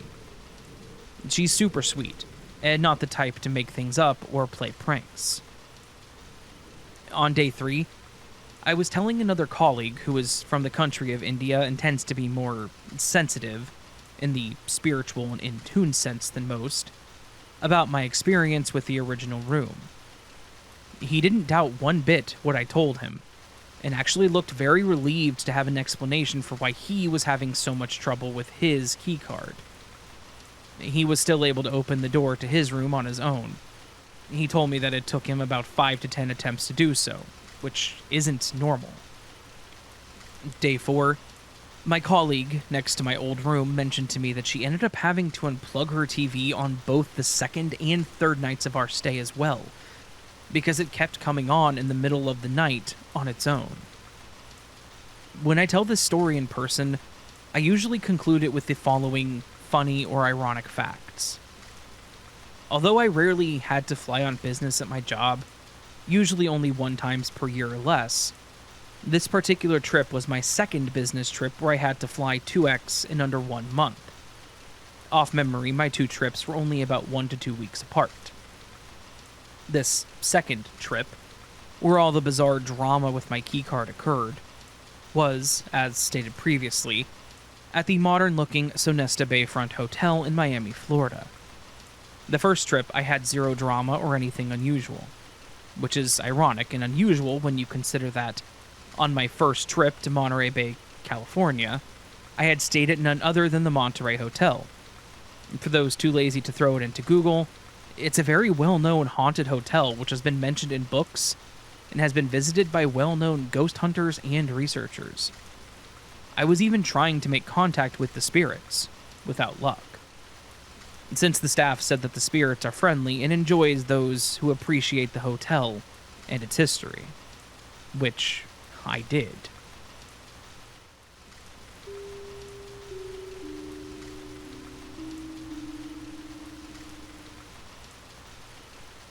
I love your podcast and YouTube channel and finally feel confident in sending you some of my experiences. You seem to treat them seriously. I do my best and thank you. I guess, like several of your followers that have these issues and have talents to see, I've been doing so for quite a while. The thing is that the ghost thing only started after I became pregnant with my first child. I was told by my parents that, when I was young, I would wake up and blurt things from my dreams, and then they would come true. Or rather, be true. It was always something I couldn't have possibly known. Like when my uncle came in from Pennsylvania with his new car to our high-rise. He hadn't told them he had bought a new one, and when my parents went down to meet them and go out to eat without me and my brother, I blurted before they left, "Just because Uncle D has a new brown car doesn't mean you can leave us here." My parents didn't know what I was talking about, until they saw his new tan car. Tan and brown are the same to a 5-year-old, I guess. At 24, I got married, moved to New York's Lower East Side, and got pregos. It was the early 1990s, and my ghost knowledge was Scooby-Doo, Ghostbuster, and Ghost with Patrick Swayze. You know, all fun, laughter, and satire. Never did I think I would end up in 2 haunted apartments in the same building. However, God has a sense of humor, and from frying pans to fires was my future in this building. I didn't really understand what was happening. I had 9 months of morning sickness that lasted all day, so I wasn't really paying attention. I would finish in the kitchen, close the kitchen cabinet doors after retrieving what I needed, and turn off the light, and then go to work in the living room. I'd be preoccupied all day until my husband came home. He would wander into the kitchen and he would ask why all the cabinet doors were open. Also, he would question why the kitchen light was on. It got to be so often that I thought I totally had this condition called baby brain that a lot of pregnant women have, forgetfulness and all that. We eventually had to move to another apartment in the same building. No, not due to the paranormal stuff, but because a neighbor of ours was also a drug dealer and had the habit of abusing his wife. He also liked to abuse his 4-year-old daughter in front of my doorstep. I reported him. He lost custody of his 2 kids. Unknown to me, his mom and his in-laws filed suit for the kids and got them. And then he decided that I had to die for that. Thankfully, he was high or drunk and didn't remember the incident the next day, but I sure did. I went into an early labor and gave birth a few days later. It wasn't easy moving into another apartment. We had put our wedding and savings money down to buy this apartment, so the manager was none too happy when we wanted to move, but without paying more. He had one apartment available, a 2-bedroom on a much lower floor. He was annoyed about this vacancy because the family, a mom, a dad, and a baby, had left in the middle of the night. You hear alarm bells yet? Well, I didn't. We moved, and it was worse. What started it, you ask? Well, this time, no kitchen cabinet doors were opening and closing. No lights switching themselves off and on. Nothing so simple. This time it was full-body apparitions. The first was a half-naked, thankfully top half, skeletal and starved old man. He had literally popped up at the foot of the bed like he had been under it waiting to come out. Creepy, huh? He just stood there looking at me from the bottom of the bed. It was quite a surprise. I was unnerved but not screaming into the night, kind of frightened. The next apparition I saw, I am sure, was either a guardian angel, a guide, or just a really special spirit. She was dressed in a long white nightgown. Young, maybe 30s, had dark black hair and snow-white skin. She was tall and had such a warmth about her. She leaned over my head and body, filling me with what I can only describe as reassurance. I mean, I could feel the love and safety that she was emitting. It was such a feeling of comfort that each following spirit visitation didn't, and doesn't to this day, when I see one. Yes, the pregnancy seems to have been the key to unlock the paranormal gates. Scare me. Now, having researched a bit, my supposition is that someone did a Ouija board there in the bedroom and never closed the door. The variety of entities that came through was crazy, but none were evil. I'll name 3 more that were clear as day. These were from all different years, as the tenements there are very old. I'm sure of it. And it all happened in my bedroom. They were solid, not translucent, and I was awake. The oldest timeline was a girl of 5 or 6-ish in a white nightgown/shroud, sitting on a window seat in the corner of my bedroom. One that must have been there in the early 1900s, before any renovations. That area of the room is literally dead space with the window. She had very bright red hair and a beautiful bun on the head with ringlets surrounding her lovely face. She was smiling and peeking out the window and then back at me. I believe that she was aware of me. Another was just a man's head and partial torso. He had on a tan beret, rust orange vest, though I didn't really see much below his shoulders. He looked like he had just popped out of the sitcom Good Times from the 70s. He was in a ring of fire, screaming, but no sound came out. He was literally on my bedroom's closet door in a circle of flames. I was invisible to him. I think it was an apartment fire, not hell, not evil, just a sad feeling because I couldn't help him in any way. And the third one came 2 different times. She was an elder woman, dressed modestly in an argyle wool skirt, long-sleeved button-down shirt. She too wore a beret, but it was heavier in wool. She was maybe in her 70s and always had her right elbow on my tall dresser next to the bed, hand up against her face. She was facing me but not seeing me because she only looked down at her shoes. I got the feeling that she was depressed and may have been a self-ending, or maybe just didn't know that she had died already. I don't engage when I see a ghost. Never. It's against my religion. When my children were young, they would say there was an old man in their room. They weren't scared, more annoyed, if anything, that someone was in their space. We stayed in the apartment for 9 years and moved a few weeks before 9/11 happened to move out of the New York state. We had a friend who had come in from another country right after we moved. She wanted to tour New York City. We let her stay there until the new owners officially took possession. There was no furniture, so she slept in a sleeping bag in the living room. She said that on the first night there, she woke up and there was an old man leaning over her. She definitely had the idea that he wanted to know, just what are you doing here? A husband and his wife moved in shortly thereafter, then they got divorced soon afterwards. But the wife still lives there. I often wonder if they have had any issues besides with each other. My current house, thankfully, isn't haunted, but on occasion odd and interesting things have happened in it and around me outside of it. I asked God to make it stop, including the dreams. They have mostly stopped, but on occasion he reminds me that I have the it. However, on special occasions, I am especially grateful when he also gives me glimpses of my future grandbabies before my kids tell me they're pregnant. And this includes the sex of the child, and the dreams have never been wrong. So, thank you, God.